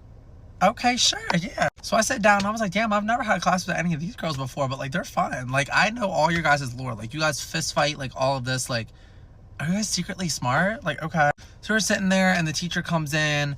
The teacher's telling everyone to be quiet. No one's being quiet. People are getting louder. I'm like, okay, like, this doesn't even really happen in my honors classes. Like, but they're smart. They're smart, so they know their shit. Until the teacher handed out all the syllabuses. And it said standard. Standard. Ooh. I'm usually in honors. What's going on? And then I start looking at the people in my community, and I was like, oh shit, like, yeah. Like, we're in standard. You know what? That's kind of fun. I ran the fuck out of there. I ran right the fuck out, and I went to the counselor, and I said, I thought I was supposed to be in AP. Why am I in standard? You pranked me. To which my counselor flipped the fuck out and said, oh my gosh, there was an error. It puts me in an AP class right away. Okay, so I guess I'm going from standard to AP. Fuck, I'm really nervous. Next day, I have AP World. AP World History, that's the real legal term. History is something my demise. I walk in and I'm like, oh shit. Like, I'm looking at all the girls in that class and I'm like, oh, okay. So first of all, my best friend in the whole world is in that class. She's smart, pissing me off. Then I'm looking and I'm like, oh, like, y'all are smart, but yeah, like, I know y'all, like, okay.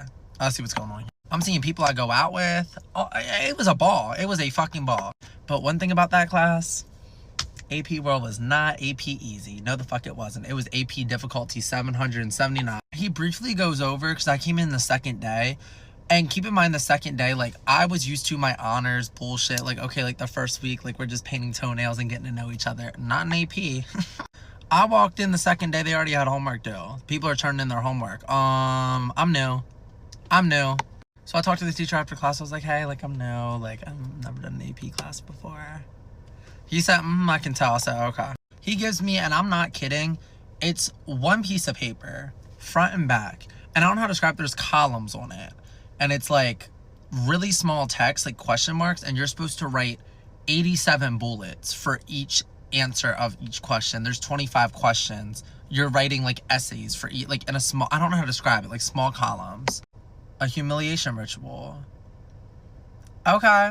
Part 2, y'all, part 2. Story time on the time I almost failed a class and got suspended over something I didn't do. An accusation. So where I left off, I'm Big Kahuna now. I'm in AP World. Ooh, I'm about to fail out. And I came in the second day. I was a little bit, you know, had a little issue with the schedule, and I was given the homework. Okay, the homework. And keep in mind, in the beginning when I was given this piece of scroll and was told, okay, like, this is the homework, I was like, okay, like, bet, like, it doesn't seem that hard. But when I started talking to my friends that had the homework due the night prior, and I was like, okay, like, I was just given the homework, like, what kind of vibe was it, whatever. And they all told me day one, he instructed that, like, it's, like, essays for each fucking question. Like, they sent me a picture of their fucking homework, and I, like, I know you're lying. Like, I'm asking them, I'm like, oh, like, how long did the homework take? Because, baby, I'm used to honors. I'm used to 20 minutes max and a movie. Yeah. I was instructed that it took 4 hours, 6 hours. You're supposed to break up the homework into multiple days. I never. Anyways, I had the fuck ass book. I start reading the book, whatever. I jot down my answers. I think the first homework assignment took me 2 hours, and then I scored a little 60% on it. And I said, oh, I see what's going on here. AP's gonna be a challenge.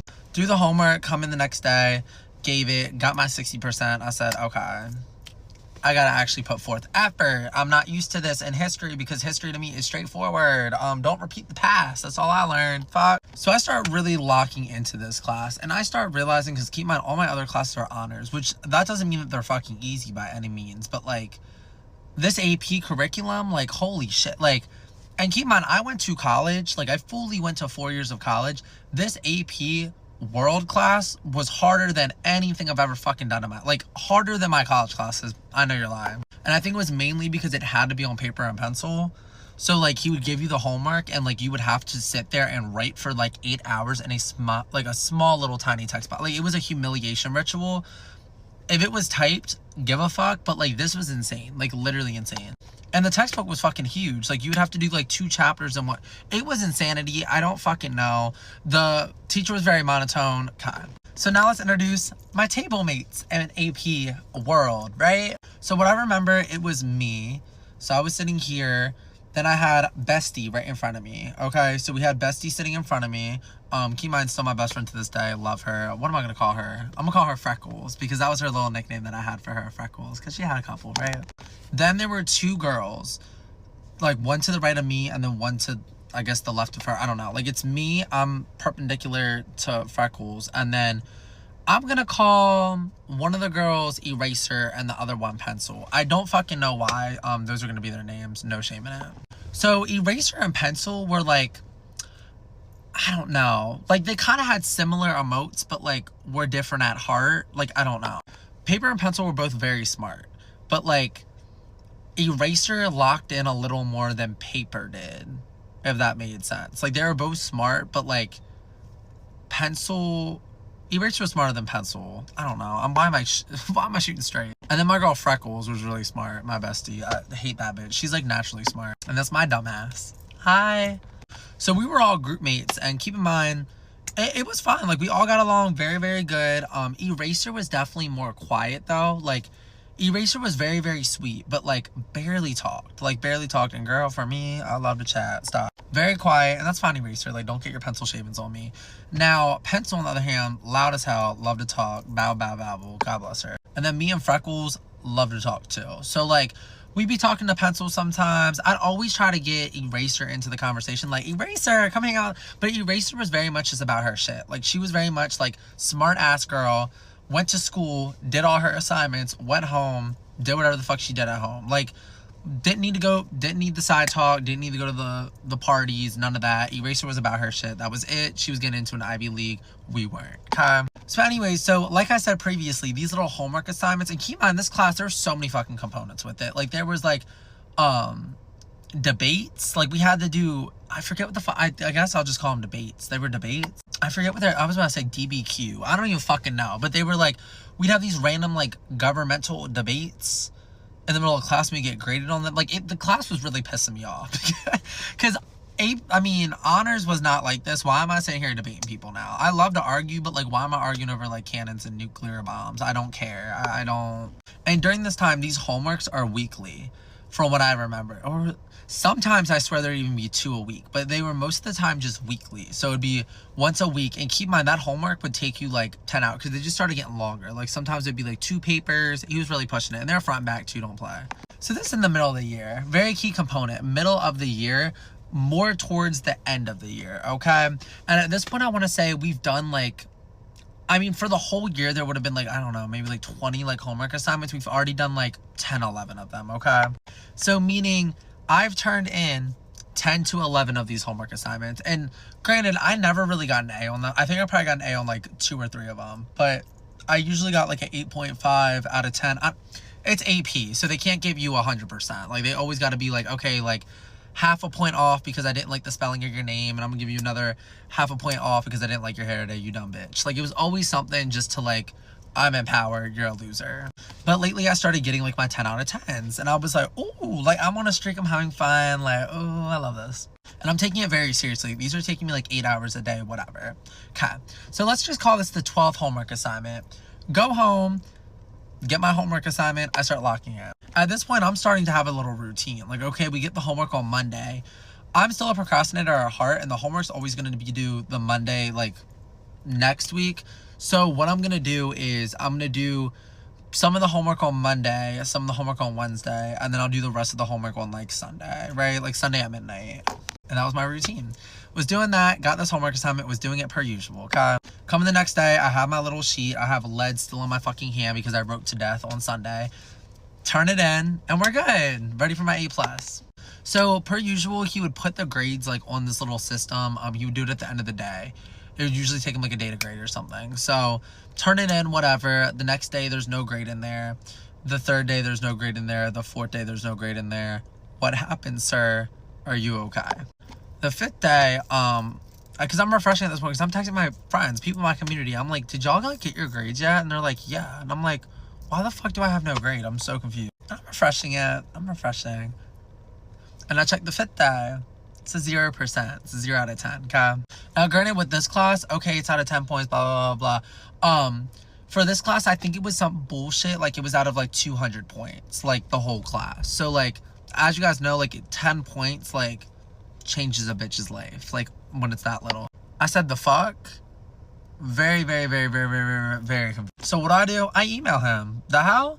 I spent 8 hours on this. There's not, how did I not even get 1 point? Like, maybe, like, you know, maybe I forgot to put my name on my paper. Maybe he thought I didn't turn it in. What's going on?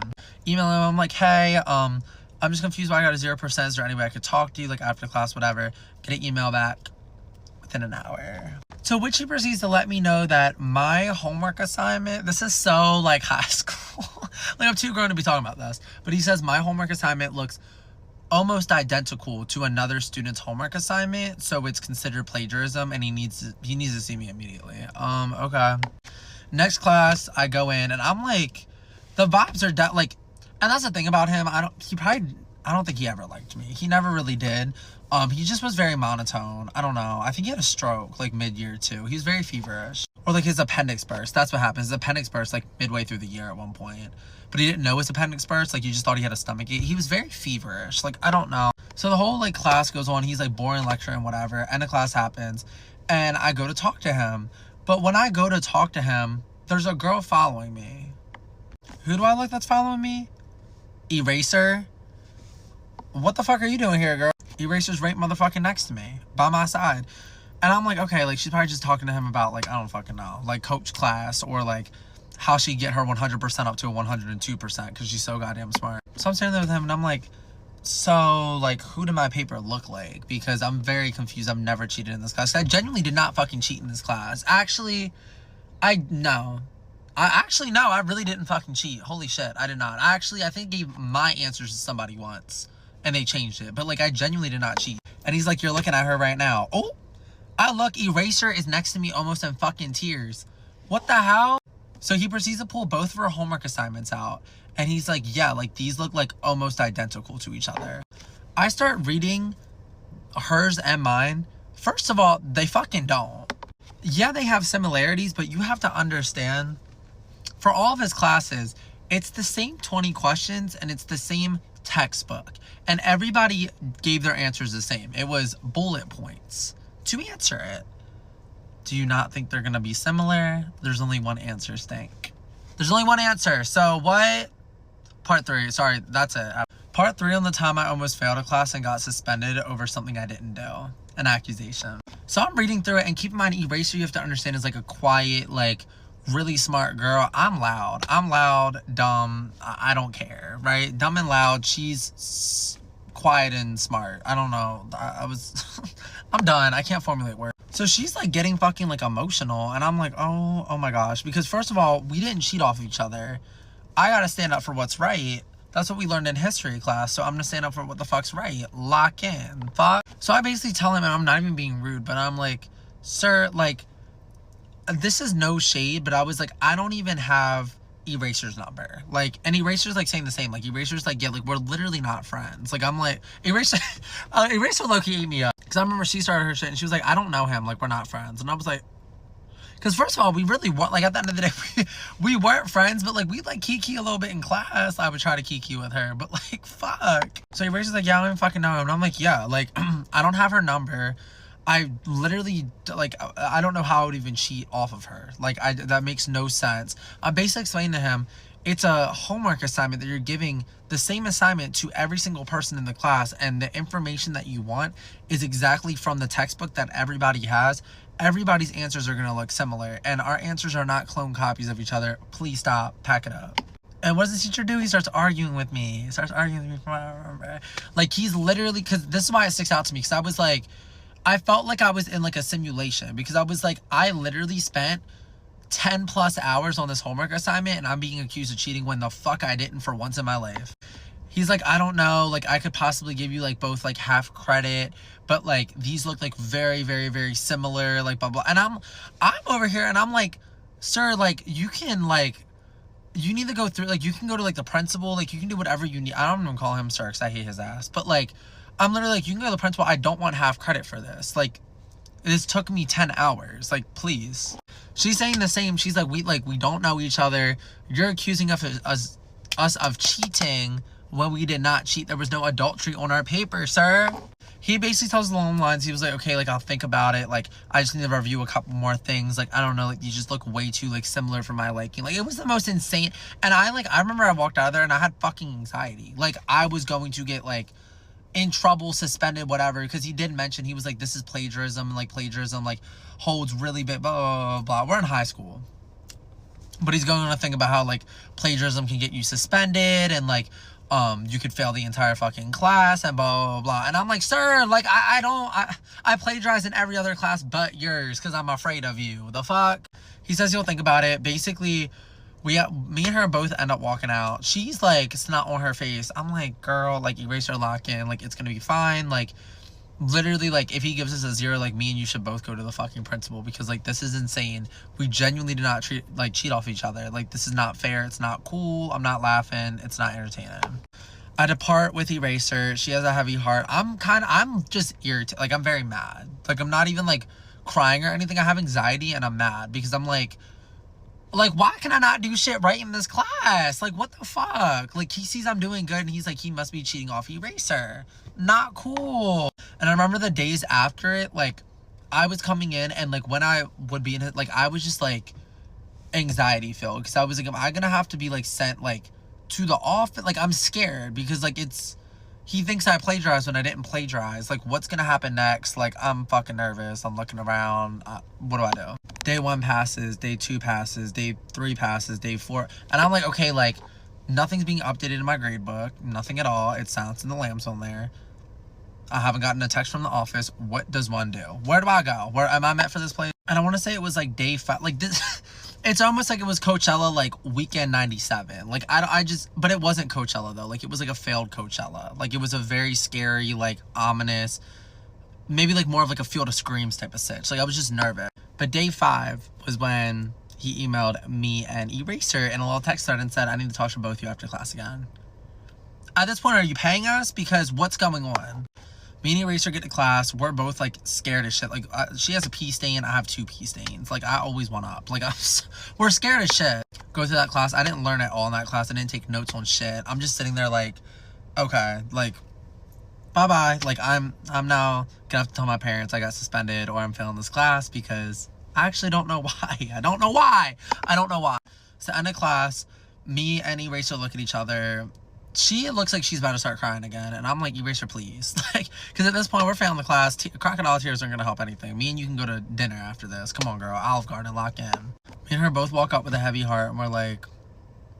And he's like, so, like, I reviewed a couple more things. I talked to administration, and I can't come to a decision on whether it was cheating or not. So what I'm just going to do is... this isn't going to count against you, and it's not going to, like, it's not going to help you, if that makes sense. Let me explain that. He basically said he's just not putting the homework assignment in for us at all. So, like, if we would have got, like, 10 out of 10, like, wouldn't help us. If we would have got, like, a 0 out of 10, it's not going to hurt us. It was just neutral. Now, Eraser almost, like, breathed out, like, exhaled. Like, she, like, relieved. That answer wasn't good enough for me, and let me tell you why. Because if I would have got a 10 out of 10, that would have helped my grade tremendously. Granted, she already had her 100%, whatever the fuck, bebop 7.9, so she was fine. But, like, and keep in mind, it was 10 hours of work that I just didn't need to fucking do. Granted, I was so done with this whole situation, I just looked at him and I was like, okay. Thank you. Like, I think I told him thank you, because I was like, you know what? Like, I have to deal with him the rest of the semester. Fine. He already had his appendix burst. So many situations. Me and Eraser both leave. Eraser's like, I'm so relieved. Like, I'm so glad, like, we're not in trouble for something we didn't do. And I'm like, Eraser, it's war. Girl, it's war. It's a war against me and you. People in the community. Stand up. But yeah, that concludes the whole bullshit. I had his class the rest of the semester.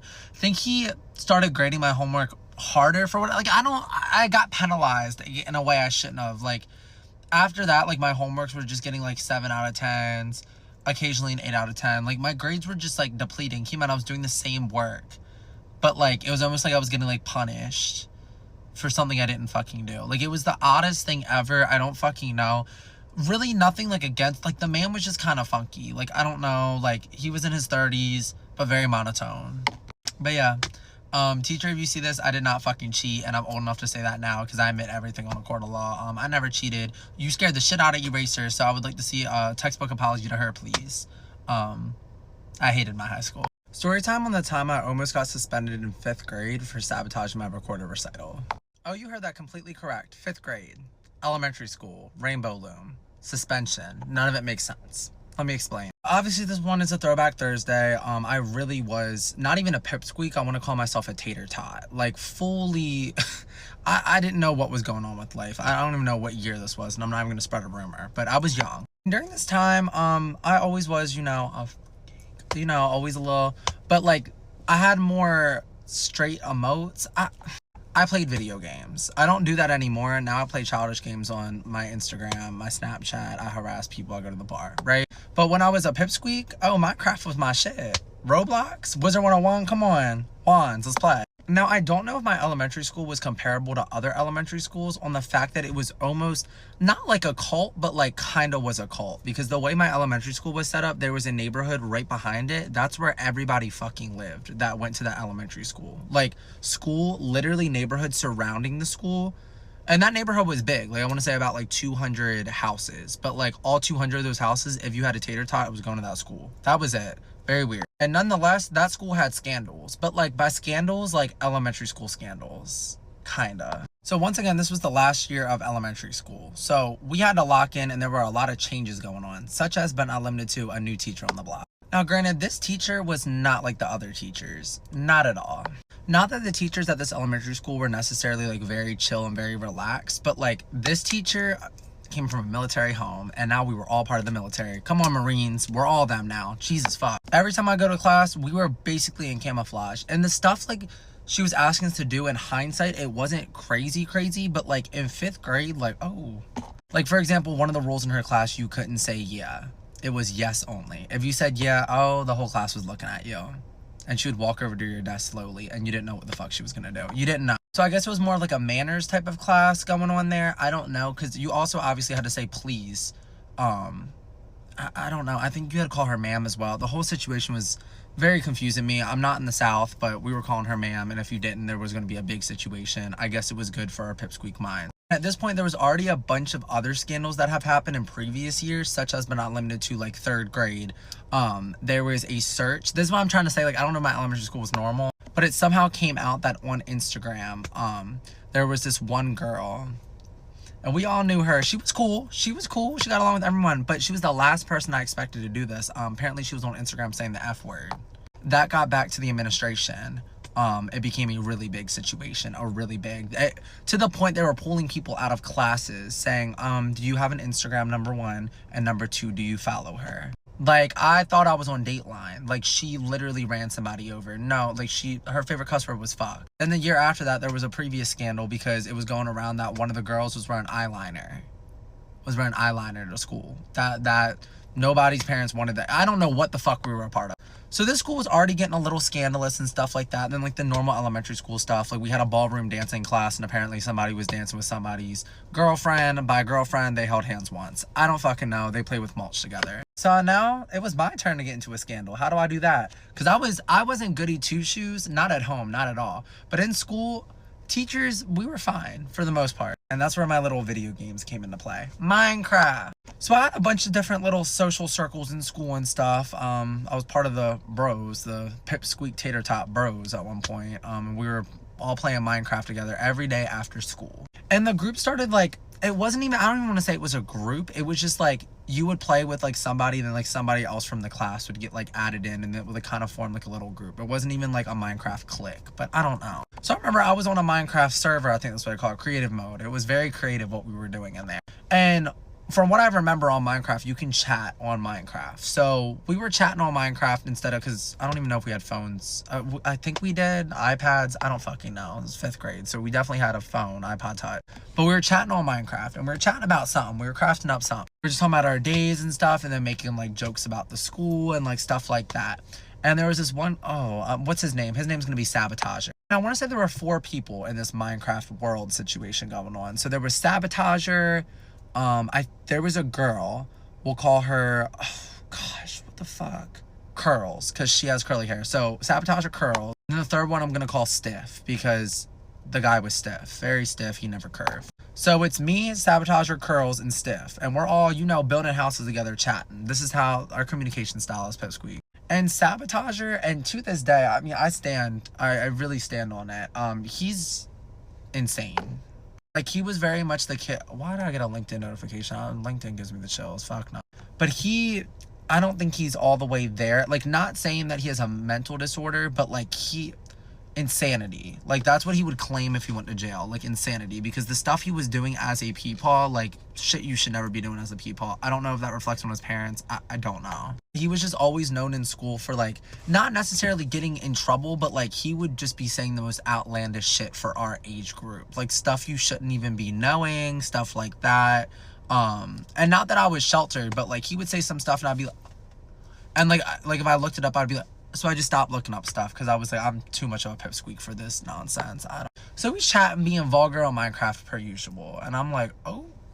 And I remember, like, he's being vulgar and somehow, like, more people from our class are joining. So I want to say, like, it becomes, like, probably, like, 8 people in this world type of situation. And we're all just chatting. We're all in the same classes, whatever. But you just need to know the main emotes, okay? So once again, Sabotager, Curls, and Stiff. So I remember vividly, this was a week before the Recorder concert. Now, I feel like everybody played the Recorders in motherfucking elementary school, I swear. You know, hot cross buns. Yeah, it was about to be hot something. We were all making it hot in that chat. And Sabotager was just being Sabotager. So he's just saying, he's like, yeah, like this stupid little like Recorder concert, like nobody wants to go to. I think I entered the discussion. I started it. And I was like, how do y'all feel about the Recorder concert? Like, do you guys think you know your notes? And he's like, F that little Recorder concert. And I'm like, oh. Okay, shit. The buns are not hot crossed, like, I guess. So he's going in, and he's like, yeah, like, I don't even want to go to that. Like, I'm probably going to pretend that I'm sick. And, like, me, Curls, and Stiff are, like, kind of all saying the same thing, too. Like, not to that extent, but we're just like, yeah, like, we really don't want to do the Recorder concert. Like, And I remember Sabotager then proceeds to say, he says, yeah, but what if we all wore sweatpants to the Recorder concert? Sweatpants. Now, granted, there was a strict dress code for the Recorder concert. The way our elementary school worked, so we had like multiple classes in elementary school, but everybody took a music class, but it was just up to your discretion if you wanted to upgrade that to chorus class and really hit a high note. I think they all went to Florida to go sing to random people at Disney World. I don't fucking know. But everybody had music class, and that music teacher made it she did not play about, God bless her, there's no shade on her, but like she did not play about her music very apparently. So she made it a point, like she was like, we're not playing about this Recorder concert. We've been training all fucking year for it. Like, you guys, like, here's the dress code. Like, you have to wear your little slacks and like a collar shirt if you're a boy, a blouse if you're a girl. I don't know. So he says, yeah, we should all like sabotage and wear like sweatpants or like shorts and flip-flops, like and like, you know, we're all kids, so we're all just like, oh my god, like that'd be like crazy as shit, like if we all did that, like like knowing like damn well, at least for me, I would not have the balls, and my parents would not let me show up with, you know, a tank top and booty shorts to the, no, that wouldn't happen. So it's like mumbling and laughing, whatever. We play Minecraft for the rest of the night, go back to school, everything's normal. Go the next day, everything's normal. Go the next day, everything's normal. Day 4 after everything. And we have music class. We have music class and everybody locks in and goes to music class. And music class isn't the same. It's not the same that day. Because I remember we all get into the music class and like, we would all sit on the carpet and we'd wait for like the teacher to walk in and then like, I don't know. From what my memory. So we're all sitting there and it's just kind of like, it's very silent and the teacher's not in there. And we're like, and let me mention this too.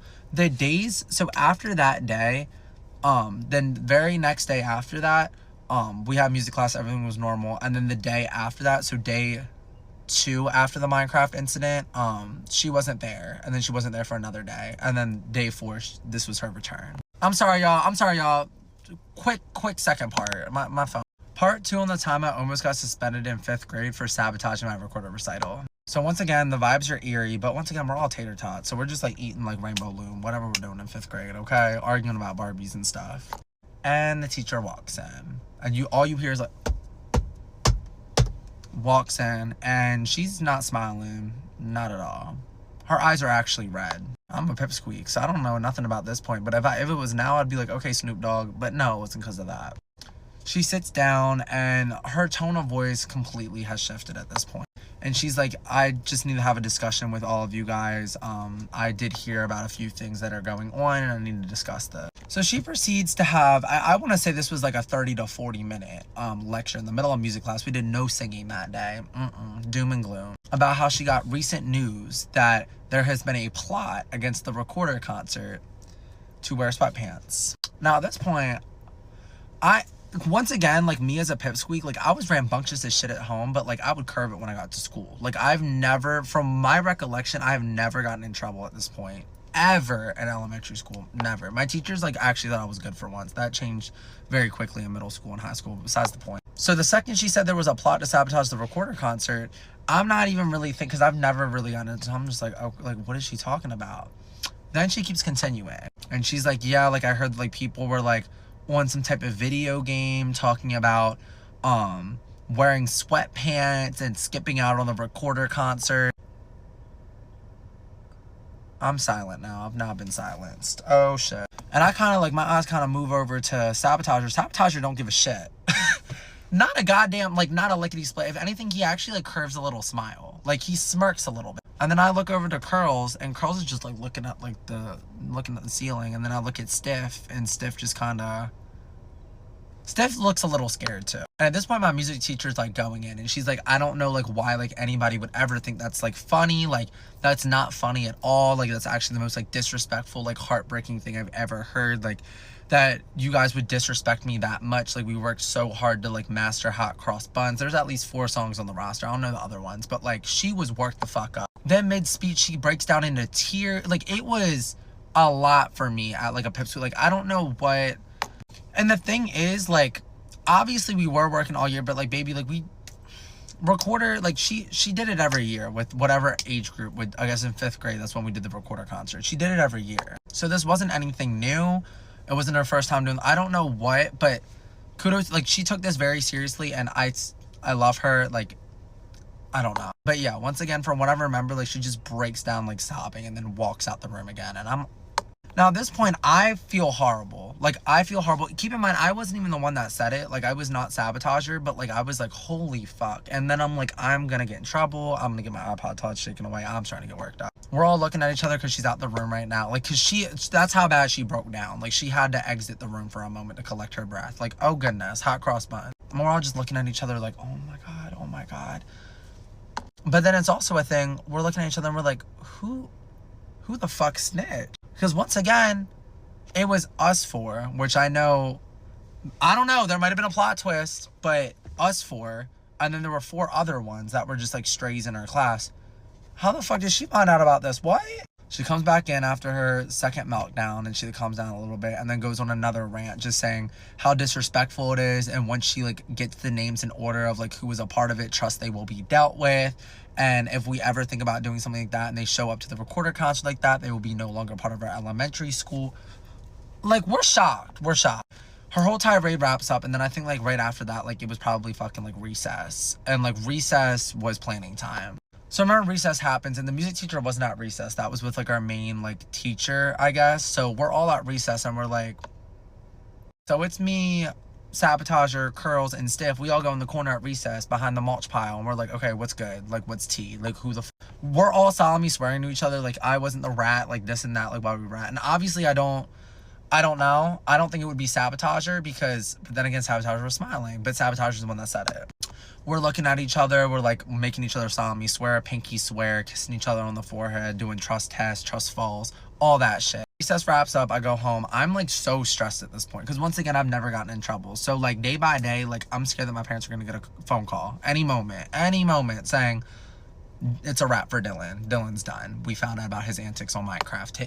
Unplug the Minecraft, no creative mode. And each music class after this, she wouldn't talk about it anymore, but she would be like, once again, like, we're still researching, like, who said this, like, trust me, like, when we find out, like, blah, blah, blah. And I'm just getting more and more anxious. I'm like, do I just rat myself out at this point? Like, what do I do? Anyways, it becomes the time for the recorder concert. And it's safe to say Sabotager never showed up for the recorder concert. He never did. He never did. But me, Curls, and Stiff were all there. And let me tell you, we were the best fucking dressed. We were, I mean, I had a mini suit on. I was not playing games. And I guess we did so good at the recorder concert. When we got back, it was never mentioned again by our music teacher. Not a goddamn thing. Not a peep. We got back to class and she said that was amazing. So I don't know if it was the recorder concert nerves that had her freaking out. I don't know. I do remember, though, that Sabotager, he didn't come back to class. Like, he was out for, like, a couple days. Once again, he told us it was sickness. It probably was sickness. Gonna give it to him. But, yeah, to my knowledge, nobody got in trouble, but somehow it was found out that there was, so it's a cold case. Once again, like, following the recorder concert, we would still interview each other and do trust tests to make sure, like, everything would stay in, like, our Minecraft server. That was the last time we had outsiders doing creative mode with bricks with us. It was the last fucking time. And let me mention, too, just to catch a stray real quick, Curls was also the one that was saying the F word in 3rd grade on social media. So this was my little clique. I was going down some crazy paths in elementary school. It got worse in middle school and high school. But yeah, to this day, never had confirmation on who was the one that snitched out the recorder ambush. We have no clue. I still don't know if whoever snitched just snitched without our names, or if the whole time the music teacher knew and she was just playing on our heartstrings. Also, it's to the point I'm also still confused on the meltdown. Like, once again, kudos to her. She set up a recorder concert. But, like, to see, at a young age, seeing my music teacher that worked up, that was the first time I learned, what would be the word? Feelings of humility, I guess. And after elementary school, the only other things I heard about Sabotager were not good things at all. Don't know what Sabotager is up to today, and I don't want to fucking know because he is off his rails.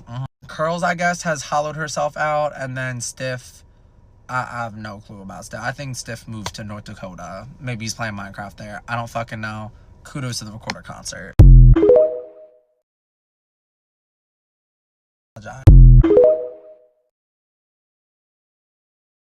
Story time on the time I saved my little brother's life. Why did I do it? Psych, psych, psych. I was a hero. I was a hero. Hold on, y'all. I was a hero. And do I regret it? Sometimes. So, once again, he's cool once you get to know him. I swear, a family man, slightly. But if you're seeing this, brother, I saved your life. Yeah, I did. And I was a pipsqueak while doing it. A pipsqueak hero. Write that down in the history books. Come on. So once again, we're throwing this one all the way back because, contrary to popular belief, I was a pipsqueak once. A tater tot. Tiny tot. I don't know.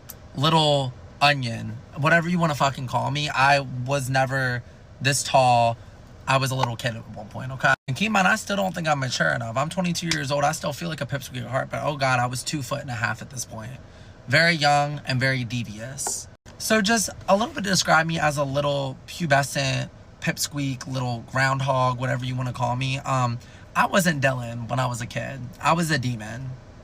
Like, that was my nickname, Demon. Because my days were to make sure nobody rested. I swear I would wake up in the morning and I was like, what can I whine, scream, and do to make my parents want to go into psychosis today? Like, that was my goal. And if I achieved it that day, ooh, time to go into my room and listen to Party in the USA, like a G6, right? Like, I was ridiculous and I was insane, having meltdowns every single day. making it everyone's problem. I was crazy. And once again, that behavior didn't stop. It just proceeded to increase when the day came that I was in my room. Never forget it. And I'm woken up abruptly one night, okay? And I want to say it literally was like 4 in the morning. 4 in the morning, I'm sleeping. I'm a peepaw, right? Snoozing because I have a big day of Roblox in the morning. And I don't even want to like put labels on like what my age would have been at this time.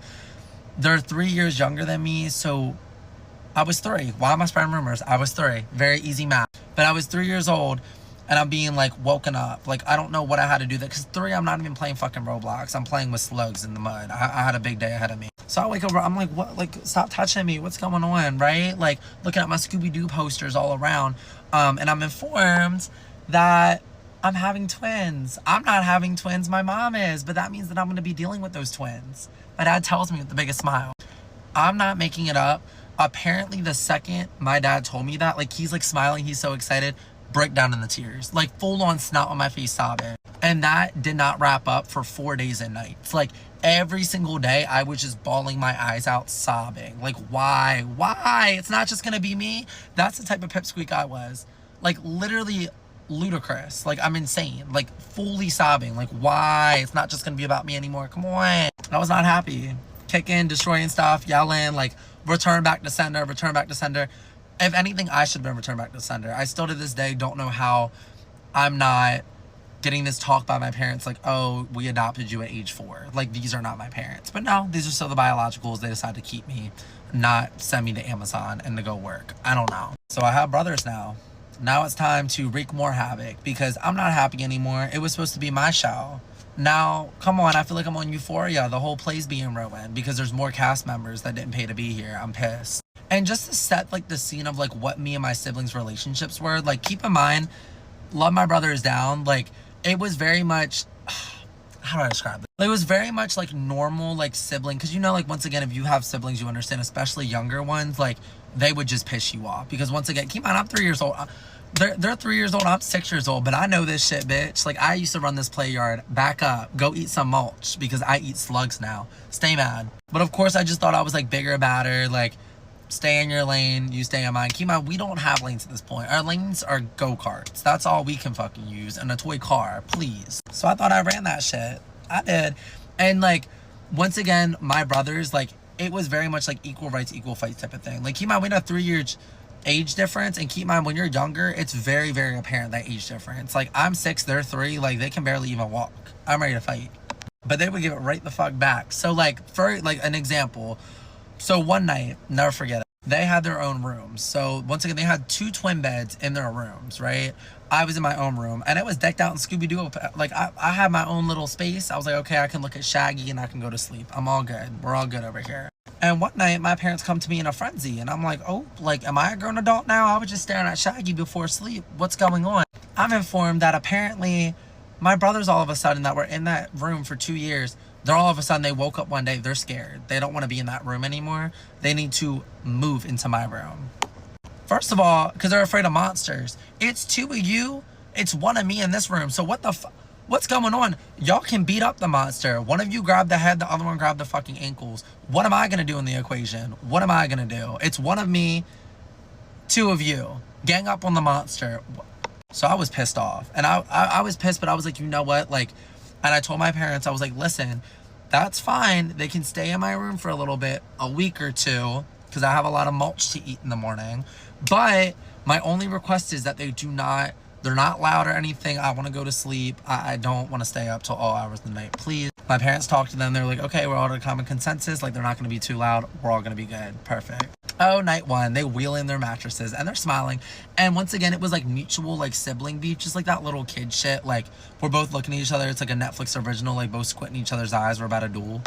Plop their mattresses down. My parents say, all right, like, good night. Like, I love you guys. Door closes.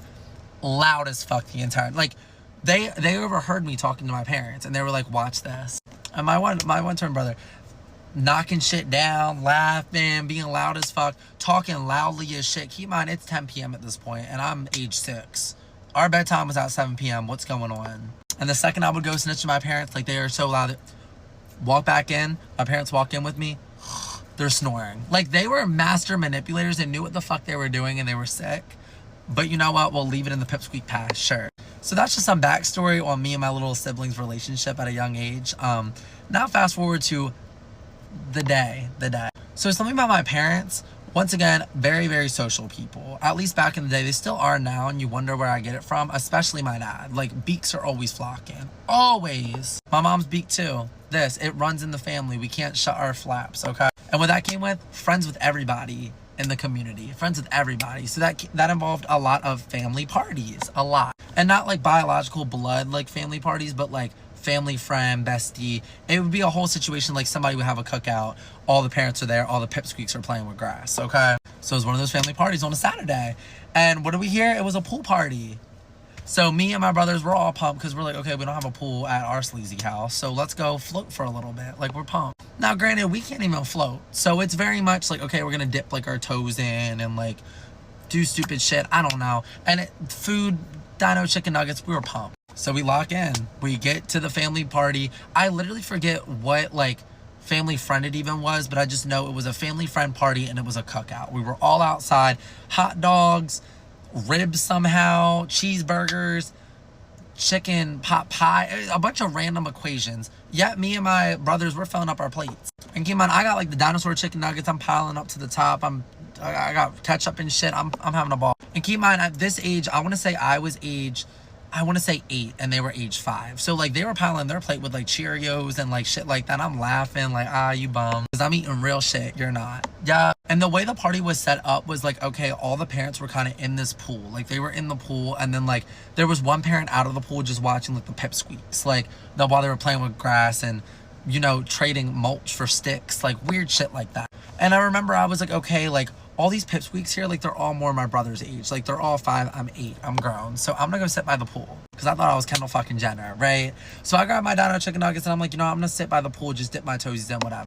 Now it's cute looking back on it, but like it would always annoy me when I was a kid. Like my brothers would always do what I did because they looked up to me, I guess. But it was especially my one brother. And my one brother, I remember, followed me. And I'm like, you dumb, dirty bitch. Like, whatever, though. So we're sitting by the pool, like, our feet are dipping in. And my dad's talking to his one friend, like, another dad in the community. And we're just sitting there. And he's kind of, like, a little bit, like, further away. I don't even think he saw us sit down there. So I just start eating my food, okay? I got dino chicken nuggets smeared on my face. And I'm just bird watching. I'm looking around, looking every which way. Probably picking my nose and eating it at one point. Just anything. Just looking around. Anything not to talk to my brother because he irritated me because he followed me to the pool. I want my alone time.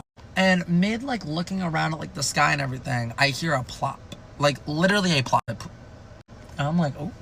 So I kind of, like, look over. My brother's not sitting there no more. And I see, like, a little bit of a shadow in the water. He plopped in the pool. So I remember I'm just staring, and I'm like, wait, he doesn't know how to swim. I don't know how to swim. I don't know how to do a front. What? I remember I'm just staring at him, and I'm like, okay, like, 5 seconds, 10 seconds. Because I just thought he was just going to float back up. He's not floating back up. So I'm like, okay. I wait like 4 more seconds, and then I'm like, Dad. My dad's in his own conversation. I'm like, Dad. Finally he looks, he's like, Dylan, what? I'm in a conversation. Looks and sees him in the pool. Dives in, grabs him. I didn't realize the severity of it. He's like throwing up water. Like he fully drowned. But he was good after that, after like a 2-minute tirade. So my brother almost died, and I saved him. Right. Story time on the time I almost burnt my entire house down on a random Tuesday. Ooh, I can almost feel the heat from the flames in this story. Oh, I'm so pumped. So this story takes place in the summertime of last year. Sun in the fun. A little taken too fucking seriously. Because, oh my gosh, I almost caught on fire. So it was summertime, and this was in the peak of, like, I want to call it unemployment. It technically wasn't, but, like, I was emoting like I was unemployed because I borderline was. Like, working my little 8 hours a week. 8 hours max. So what was I doing my days? They consisted of literally going outside in my backyard, like waking up at 12 p.m., going outside, tanning until 4 outside, like so bimbo-like. Then going inside, making some cracked out compotion, like to eat, something that was allegedly edible, eating it, and then like going on walks. Like it was just very simple, very like unnecessary. So anyways, this day started off like the rest. I woke up at, I think it was a little late one. I think it was like 1. And I was like, okay, like I'm gonna go outside to tan because, you know, what else do I fucking do? Everybody else has fucking jobs. I'm bored. And I wasn't working this day either. And not that it mattered because I usually worked at fucking 4. So anyways, go downstairs, tan. I think I tanned outside for like an hour this time. So it was around like 2 o'clock. And I was like, okay, like I'm starting to get really hungry, but I'm really broke. So I'm gonna eat a Velveeta mac and cheese cup. to fill me up. But I remember it was a really, really, really fucking hot day. Like, it was hot as shit. And normally, like, in my area during the summers, like, it gets hot. But, like, it was, like, hot. And I was like, ooh. So I remember I walked in sweating and, like, a little dizzy almost. Like, I was just like, okay, like, I need to, like, sit down, like, collect myself, but also make food somehow. So I'm, like, you know, a little blurry-headed, whatever. And I'm like, okay, like, gonna make myself some mac and cheese, like, whatever.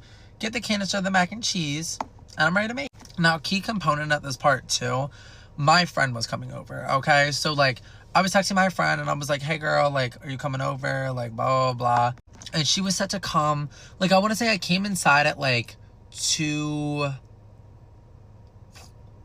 say, like, 2:30. And she was set to come over at, like, 2:45. So I'm like, okay, like, homegirl's gonna come over. It's gonna be a movie, whatever. So I open my mac and cheese cup. And keep in mind, I think for Velveeta, if I'm not mistaken, I think it was 3 minutes and 30 seconds. I'm pretty sure 3 minutes and 30 seconds, okay? And keep in mind, I feel like 3 minutes, 30 seconds is actually long for mac and cheese. I swear my Kraft SpongeBob noodle things are usually 2 minutes. Maybe 3 minutes, 30 seconds is the standard. Y'all can argue my comments, bicker, I don't know. So anyways, I set the 3 minutes and 30 seconds, put the cup in, and all right, I'm gonna get my little snack. I'm broke, extremely hungry. Velveeta mac and cheese with a little bit of crusty cheese goo is gonna fill me up. I'm very pumped. I'm very excited. And friends on the way. It's gonna be so much fun. So much fun. So keep in mind, once again, I just got done tanning outside in like what felt like fucking Miami heat. Not Miami, you don't want to be in Miami, but like, holy shit, it gets very humid here. So I'm mouth breathing still. I'm like, okay, I need to go like lay on the couch. Like, it's gonna cook. And I'm a lazy bitch, okay? Like, retweet it till the end of time. I'm just very lazy. So like, normally like when I'm like cooking, like, especially like mac and cheese or like ramen that you just put in the microwave, like that microwave will just beep, beep, beep, beep, beep. I just let it. So, you know, it's going through the time, going through the motions. I'm just like laying on the couch and I'm just like, ooh, like scrolling on TikTok, YouTube, anything that's going to make me smile today, right? Like something to make me feel better. I'm scrolling. I'm checking my friend's location too. Like, I'm doing anything but like getting up to get my food. Keep on, it's not even done yet. It's just going through. Then the microwave starts beeping, like, like it's fucking done. And I'm like, okay, like it can stay done. I'm not ready yet. And when I'm ready, it's on my time. So I'm just gonna wait. Check my friend's location. She's about like 2 minutes away. And I'm like, okay, like maybe I'll get up, but actually I'm gonna wait till she gets here. So I finally, like, I'm looking at the location while like going from TikTok to location, finally see my friends here. And I'm like, okay, like, I have to go get her. I love her and I'm so excited to see her, but like, oh, that means I have to get up and I have such a hard life and oh goodness.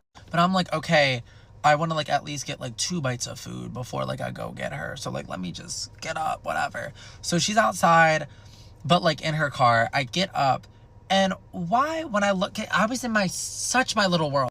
I look over, like I'm like getting up, I look over to the kitchen. I can't see anything in the kitchen. Damn, was the sunburn that bad? Like, did I lose my vision? What's going on? I didn't fully process, and I look, it's smoke, and it's black smoke in my kitchen. What the fuck? Where'd you come from? So I'm instantly like, did I somehow turn on the stove? Like when I put my, like, what the fuck? So I'm like walking to, and I'm like, it's hard to fucking breathe. Like my entire kitchen is filled to the brim with black fucking smoke. And my fire alarm is now starting to go off. Like beep, beep, beep. What the fuck happened? I opened my microwave. Like when it took me like a minute to get to my microwave because I couldn't see anything. And my cup's sitting there melted. The cup is fucking melted. Did my microwave become radioactive? What happened here? Did it grow legs? Did it grow a hand with a knife and a flamethrower? The cup's melted and the noodles are charred fucking black. Like cemented into the fucking cup, and then some of them are like outside the cup. Like it was a ritual. The noodles like linked up, did a ritual. I was like, what the actual, and I still wasn't processing, and then I was like, did I put water? I never put water in the cup. My alarm's going off. So I'm freaking the fuck out. Like, I'm like, oh my fucking God, the alarm's like going off. And I'm more like focused on the alarm because it's loud as fuck. And I'm like, okay, like neighbors are probably home. Like at least my neighbor that's like, I'm pretty sure she's a housewife, God bless her soul. But I'm like, she's definitely fucking home. It's loud as fuck. And my friend's blowing up my phone too. Like, girl, I've been outside for like 4 minutes. Like, where the fuck are you? And she's a little character in herself. I open my front door. She's standing outside my house. And she's like, what the fuck is that smell? Baby, it's the forest fires. It's the forest fires, but it's in my living room and in my kitchen. Help me. I'm screaming, help me, help me, help me. I don't know what the fuck to do. My microwave, I think, is on fire. Like, the entire inside of my microwave at this point is charred. And I forgot to mention, too, when I opened the microwave, too, one of the black, like, charred fucking noodles had a little flame in it, which I blew out fucking aggressively, like, freaking out. My friend's like, okay, like, you need to, like, bring the microwave, like, outside. Like, she comes in the house and she's like, oh my gosh, we're both coughing, like, insane amounts. Like, you can't breathe. And I'm like, fuck. So I sprint into my kitchen. I unplug the fucking microwave and I, like, have it in my hand, run outside with it, put it, like, on my front fucking porch. Fire alarm's still going off. God bless her soul. She comes inside. We both have, like, random articles. I don't even think I had a towel. Like, I had, like, a random, like, I don't know, like a spatula, and I'm doing this to, like, this little number to my alarm. She's standing on a fucking chair with, like, I don't know, a spoon, and she's, like, smacking it to turn it off. Finally, it fucking stops after, like, a good 6 minutes. And I'm like, okay, is the fire department gonna come here? Apparently they weren't. Okay. Now I'm freaking out because I'm like, okay, the entire house smells burnt as hell. Like, my microwave is completely fucking burnt. The house smells fucking burnt. What do I do? My mom's coming home at 5. It's now 3. My friend's like, all you can do at this point is, like, open up all the fucking windows. We go around the entire house. We open up every single fucking window. Windows, like, in my goddamn mom's room. Like, every single fucking window. I'm like, this is insane. I'm using blankets, like, literally living room blankets to, like, try to fan out. All the doors are open. There's bugs coming in too. Like, bugs are catching strays. Like, they always come at the wrong times. Why the fuck is there a fly in my face when literally the house is borderline on fire? Get the fuck out. No. We're doing a whole lot of this and the smell's not fucking going away. And I'm like, okay, like, the microwave's done. Keep in mind, I live off this microwave. So does my mom. What do I do? Basically, me and my friend hang out for, I want to say, an hour. And the hour was just fanning my fucking house. It literally was just fanning my fucking house. That's what we did for an hour. And then I was like, okay, girl, like, I love you down. Like, can't do much anymore. Like, I need to figure this situation out. Call my mom. I'm scared as shit. I have pee stains while I'm on, like, She answers like, hi, like, what's going on? And I'm like, right, what's going on? Basically, I explain that I put mac and cheese in the microwave and the house almost caught on fire and we don't have a microwave anymore. And the whole house smells like burnt tiramisu. She's obviously livid as fuck because that's a microwave. First of all, I could have started a whole fucking fire, number one. Number two, what do we do about the microwave? Safe to say, I had to buy us a new microwave. And that smell did not leave my house. I am not kidding you, for a fucking week. You couldn't breathe in the house for at least a day.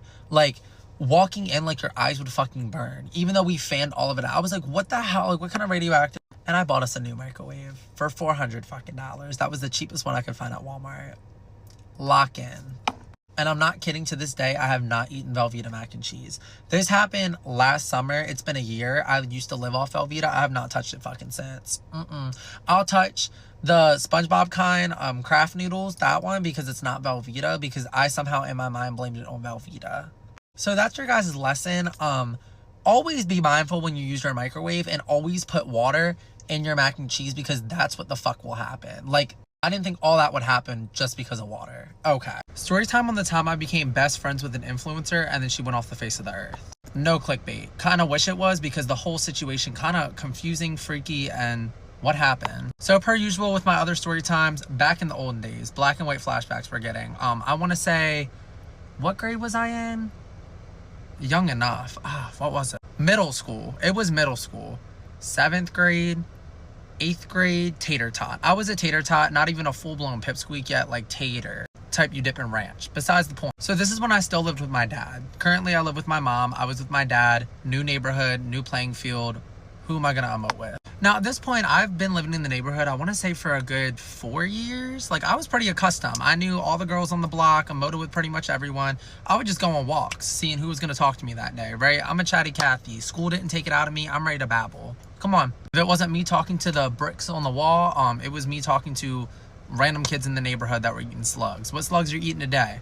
Did you cook them at least, right? So I already had like my group in the neighborhood, if that made sense. And by group, I mean one other person in the neighborhood. Oh, another one too. Loved her as well. Gosh, I love her. She's probably both gonna see this. But one I became like very, very, very best friends with, if that makes sense. Still best friends with her to this day. Oh, I miss her. She's also the same girl that was in my story about me losing my phone and everyone thought I passed away. Oh, PTSD. So it was her that I was best friends with. Still best friends with. It's running 10 years strong. And then there was another one that was further down the street that me and her got really close as well. Still love her as well. And the way my dad's neighborhood was set up, it's like, it's a smaller, I guess you would call it a smaller neighborhood. Keep in mind, I want to say there's like 40 houses in it. But like, compared to my area, smaller neighborhood, okay? It was like bigger houses, less of them. I don't know, not good at mathematics, geometry. Okay, come on. So the one that I was best friends with, she was on a street and I was in like the cul-de-sac area, okay? And then obviously had neighbors and stuff. So if I wanted to walk to her house, it wasn't like a hike, like that would be dramatic to say, but like it was further than like the houses that were next to me, obviously, but like I wanted to emote with the peers near me too. So the house on the left of me was very much they just had a kid, right? So keep in mind, it's 7th grade me, that's a kid that's a week old. What am I gonna do there, right? Goo goo gaga. I can't really emote with the kid. Kids scare me sometimes. And then there was a house directly to the right of me which did not know any of their lore, none of it. And then a couple other houses surrounding it were best friends with my siblings. So it was like kind of an emote, but it was like, okay, you guys were like, I'm bored. And granted, my best friend that lived a couple houses over, she was older than me. Like not by a lot, but like, I want to say like 2 or 3 years older than me. And keep in mind, if you're 2 or 3 years older than me, and like it's at that young age, there's a big like gap, right? Like I'm hanging out with the cool cats and like I'm not a cool cat. I'm a downward dog, I guess. That sounds weird. But like you get. So I remember in this phase my brothers loved to play basketball. By brothers I mean just one of them. The other one was in theater. The one was, you know, LeBron James and something, I don't know. And this was right around like it was about to hit like summertime. Like it was in that spring kind of moment, nice weather outside, birds chirping. I'm out of school now. You know what, I'll hang outside and watch my brother cracked out hitting hoops. Keep in mind, he's not making a single one, but I'll watch. I'm bored, right? Get pictures on my selfie stick. So I remember my best friend at the time, not the best friend that lived in the neighborhood, but like another best friend that was just from my school, didn't live in the neighborhood. She was over. We were on a bow wow, right? So we were all outside, and keep in mind, it was me, my best friend, and then my one brother that was hitting hoops, hitting his head. I don't know what he was doing. He wasn't making a single shot, but we were sitting there nonetheless eating chicken tenders with ketchup, watching and laughing. Had the selfie stick out. This was prime middle school, so we're taking pictures. Fisheye lens even. I'm a lot of blasts from the past, right? G-Eazy was probably playing. I don't know. And we're sitting out there, and I remember all of a sudden there was commotion. Commotion from not the house on the left with the tater tot, the 1 week-old. The house that we've never seen do anything, and it's yelling. It's scream yelling.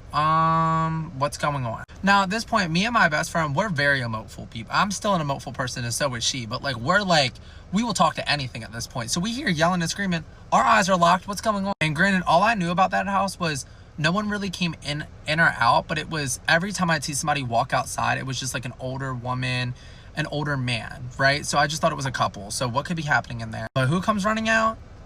A girl my age, 2 years older, I want to say.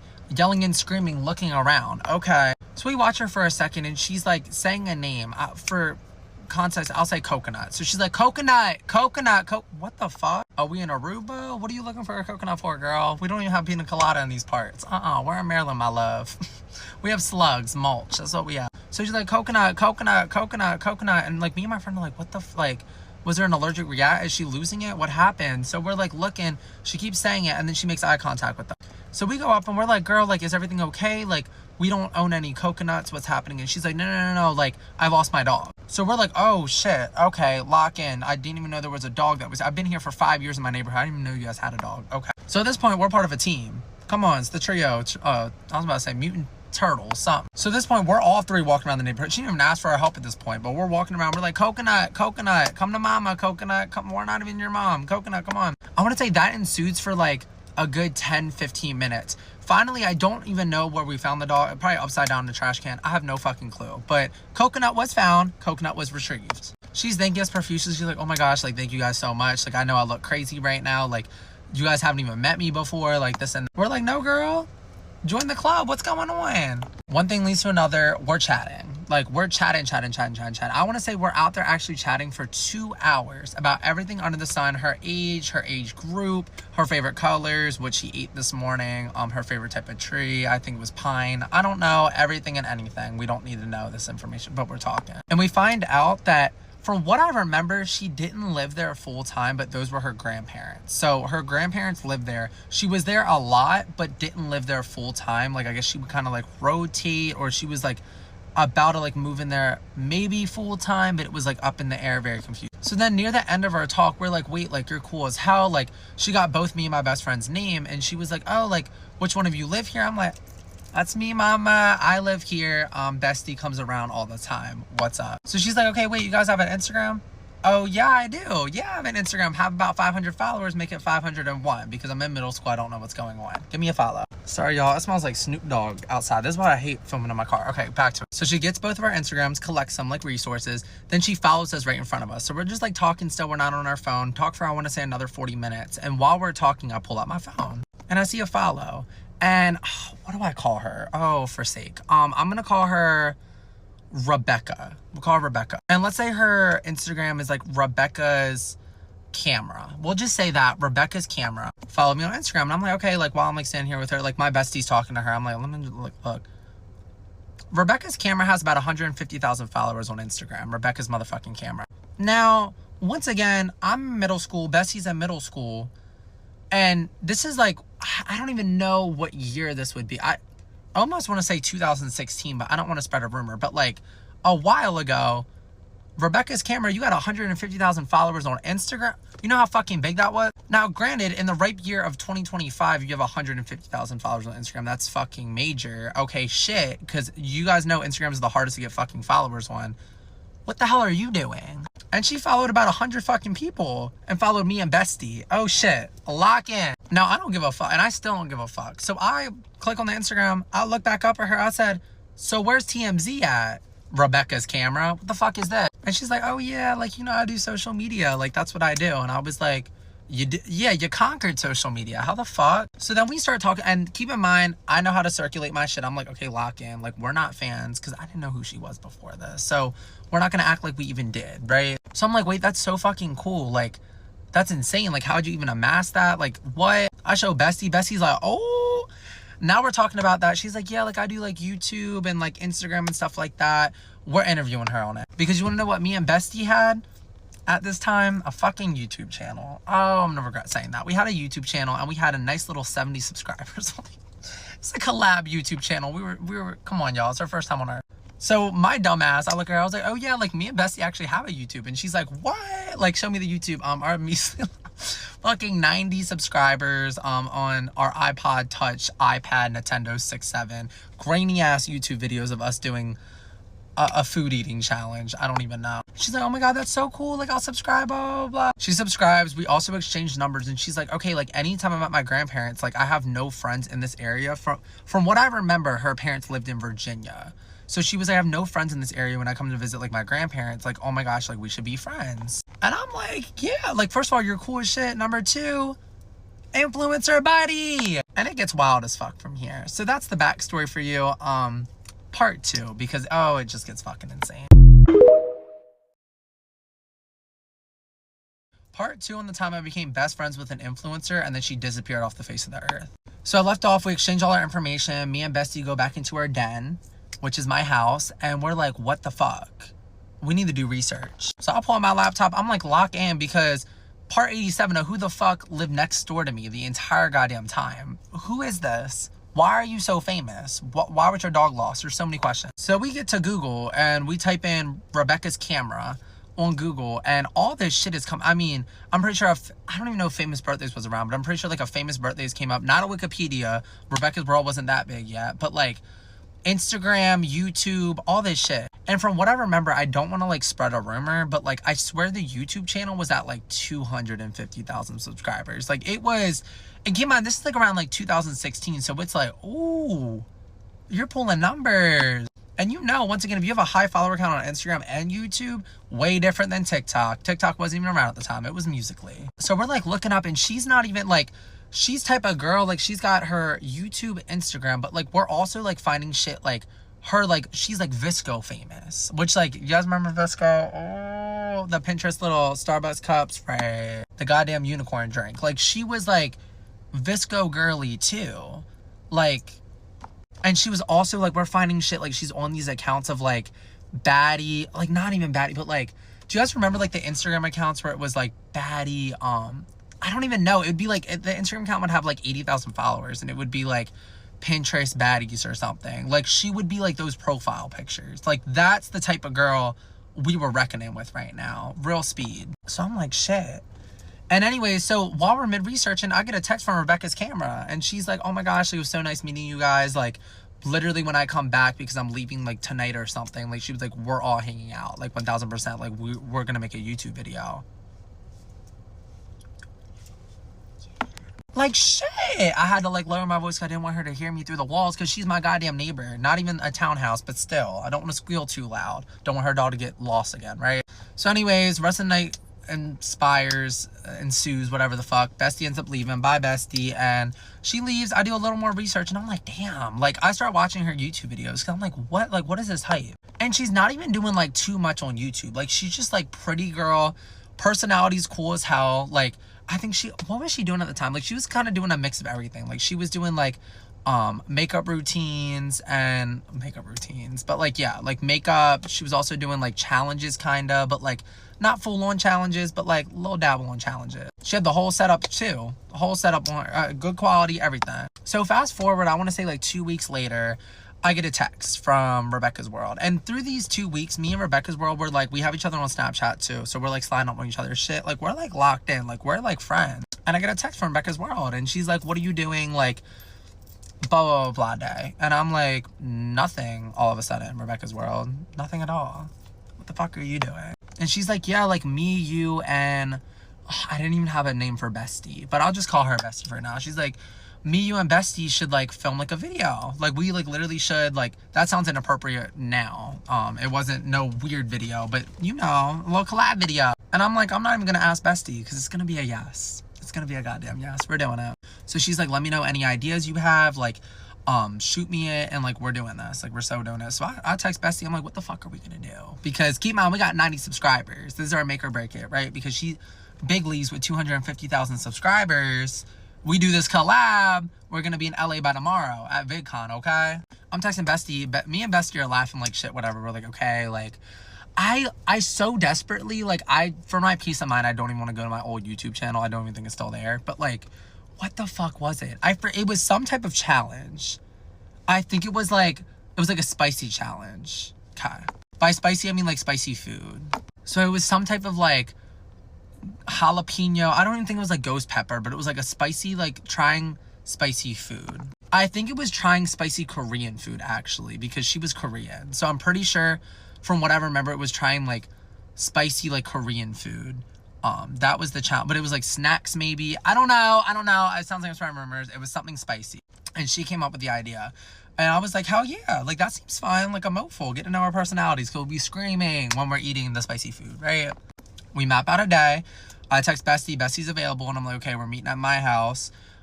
We could film at my house. Like, I make a group chat. And I'm like, we could film at my house if we need to. Like, my little backyard. Like, give me some clout. And she's like, okay, like, yeah. Like, we could either do the backyard if it's good weather. Or we could do, like, whatever. Like, my house. We could pick it. We're going back and forth. And then the day comes. The day that me and Bestie are going to be stars. Lock in. Come on. Something spicy. Bestie comes to my house. I think we picked, like, filming time. Because from what I remember, this was summer. So I want to say it was, like, 2 p.m., 4 p.m., something like that. It was definitely like 4 p.m., like a little later in the day, but before sunset, we already had that. And we're texting, I think it was supposed to, like, rain, like, during the time that we were supposed to do it. So she was like, what about you guys just, like, come, like, to my house and, like, we'll do it inside, like, my living room. Like, I got the whole setup. And granted, like, I knew she was an influencer, but I'm like, okay, like, should I bring, like, my phone for, like, setup or, like a flashlight? What do I do? Oh, we walk in our fucking house. Living room is borderline a green screen. I'm not fucking kidding. Like, there was no green screen, but, like, homegirl had about a $4,000 camera with a tripod. I've never in my life, a tripod. Oh shit, what am I dealing with? A ring light, 2 ring lights actually, surrounding us, and then all the snacks on the table. Oh, what? Yeah. we're messing with the big dogs. Where were we? Who the fuck's house did I enter? An influencers. I'm pumped. So I remember like me and Bestie, like we literally like SpongeBob, like loose change falling out of our purse. And we're like, oh, like we're here. Started looking musty as shit. Like extension cords falling out of our pocket. We look insane. We sit down and we're just like kind of getting like adjusted for a little bit, right? We're gonna adjust for, I want to say like around an hour. Yeah, an hour. She's going over the premise of the video. Me and Bestie are like, do we need a script? Like, how does it? She's like, no, babe, like just be a goddamn natural. Like she's over here like at this point, like, do I even give my platform to these assholes? I don't know. We look insane. Anyway, she turns on that goddamn camera, all the ring lights, and for action. We had to redo the first take at least 8 times. Me and Bestie couldn't take shit seriously. That's how I knew we couldn't be YouTubers, at least at that time, because what the hell? We get into the video, we're opening the snack. Honestly, the video, I want to say we filmed for about an hour and a half. Like it was a long like filming session, right? And honestly, I want to say it went good as hell. We're laughing, we're emoting. Like keep in mind, chemistry is so good on screen, at least from my energy. I think it was me and Bestie had good energy. I think she did. Yeah, we all had good energy. We had to. We wrap it up. At this point, it's starting to get like a little dark out. So like we're starting to wrap up production, this and that. We made the video. We finished up that video, and I remember like, oh my God, it's almost like it was a goddamn contract. But like we were doing a video for her channel and then a video for ours too. This is so like 2016 like YouTube core, but like me and Bestie had 90 subscribers. She had the platform, right? So we hurry up and we film another video for me and Bestie's channel. I forget what I have no like recollection of anything on what that video was. I almost want to say like it was like a story time maybe. What are the odds? I don't know what it was, but it was like maybe another challenge kind of thing, but it was like easier than like hers. I don't know. We did one for our channel too, because come on girl, bring the traffic over to ours. We finished that one up, and then after it, I remember my dad was having like, because we would have like bonfires sometimes during the summer. I don't even know. And I texted my dad and I was like, is it good if Rebecca's camera comes over to the bonfire too? He's like, hell yeah, we love to meet neighbors.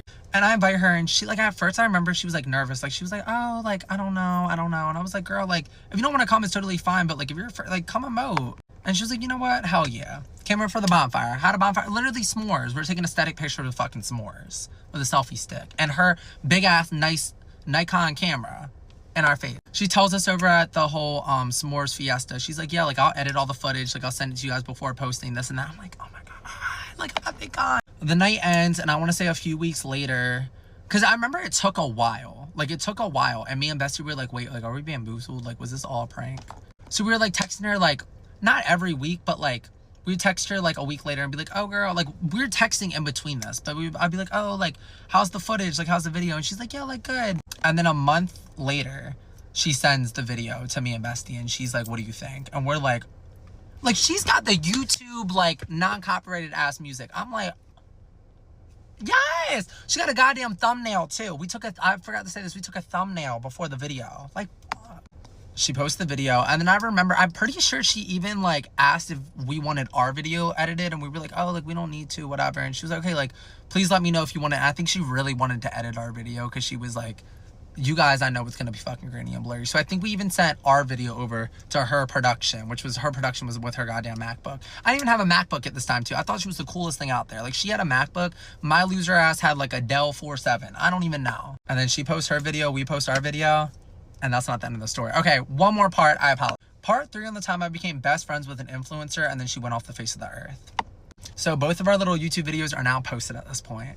Where is my claim to fame? Come on, LA, hi. Where's my LA accent? Hello. And I remember after we both posted our parts, whatever, like obviously hers does not even like, not numbers, because like at that point I think her channel was getting like 50,000 views, like 100,000 views, which is like insane numbers, especially at that time. I think our video ended up like with her got like a good like 48,000 views, and me and Bestie were like, like we were so pumped. And you know, for her that's light work, because she had videos that got like 2 million views. Like okay, now I'm thinking back on her content too, she definitely did story times too. Like she was like epitome of like a well-rounded YouTuber. Like she did like story times, like all that shit.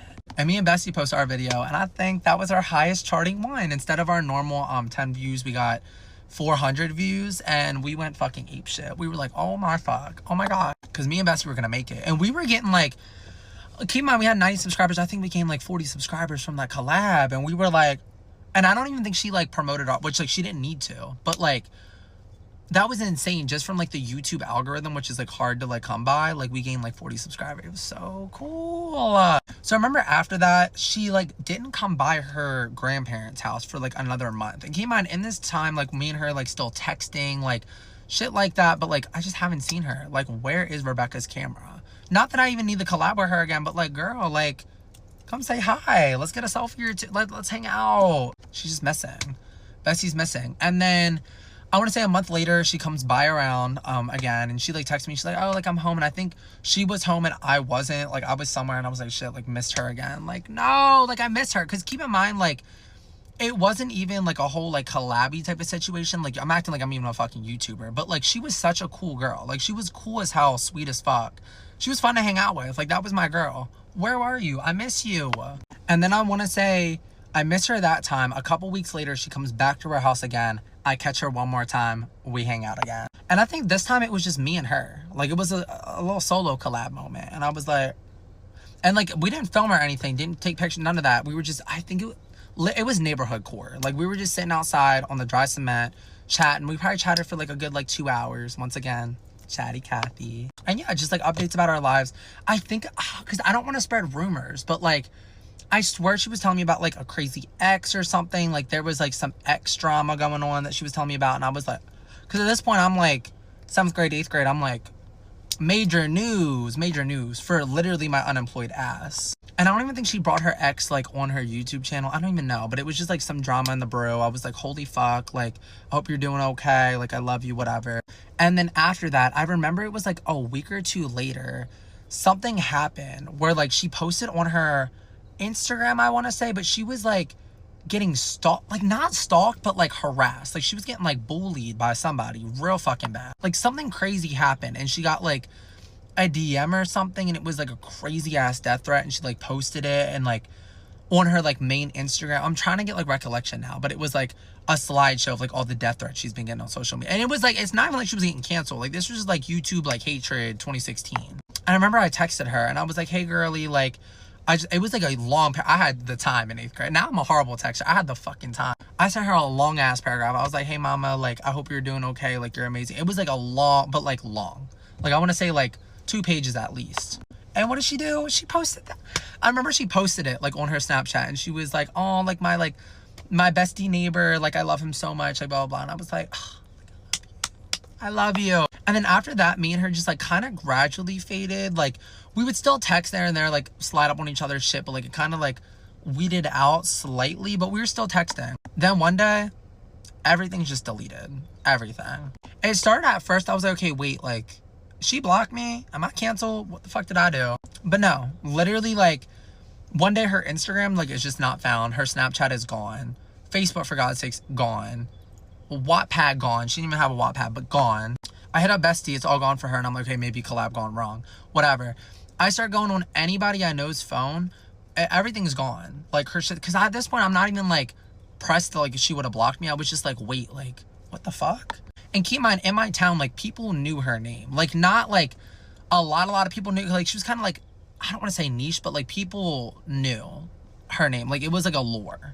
She just fucking disappeared, like completely. Keep in mind, Instagram at like, I think when she like abandoned her Instagram, it had like 200,000. I think YouTube probably had like 400,000. Everything just like poofed. And I don't know if her YouTube, I still haven't checked. I'm making this goddamn story time. Didn't even do my research. I don't know. Because I remember, I think her YouTube like came back, but she never like posted anything again. Like nothing was ever posted again out of her. And I like texted her. I was like, hey baby, like is everything okay? Whatever. She never responded to me. Like, and it like delivered like nothing. And I never saw her back at her grandparents' house ever again. And they still lived there for like another like year after it happened, and then they like quickly moved out.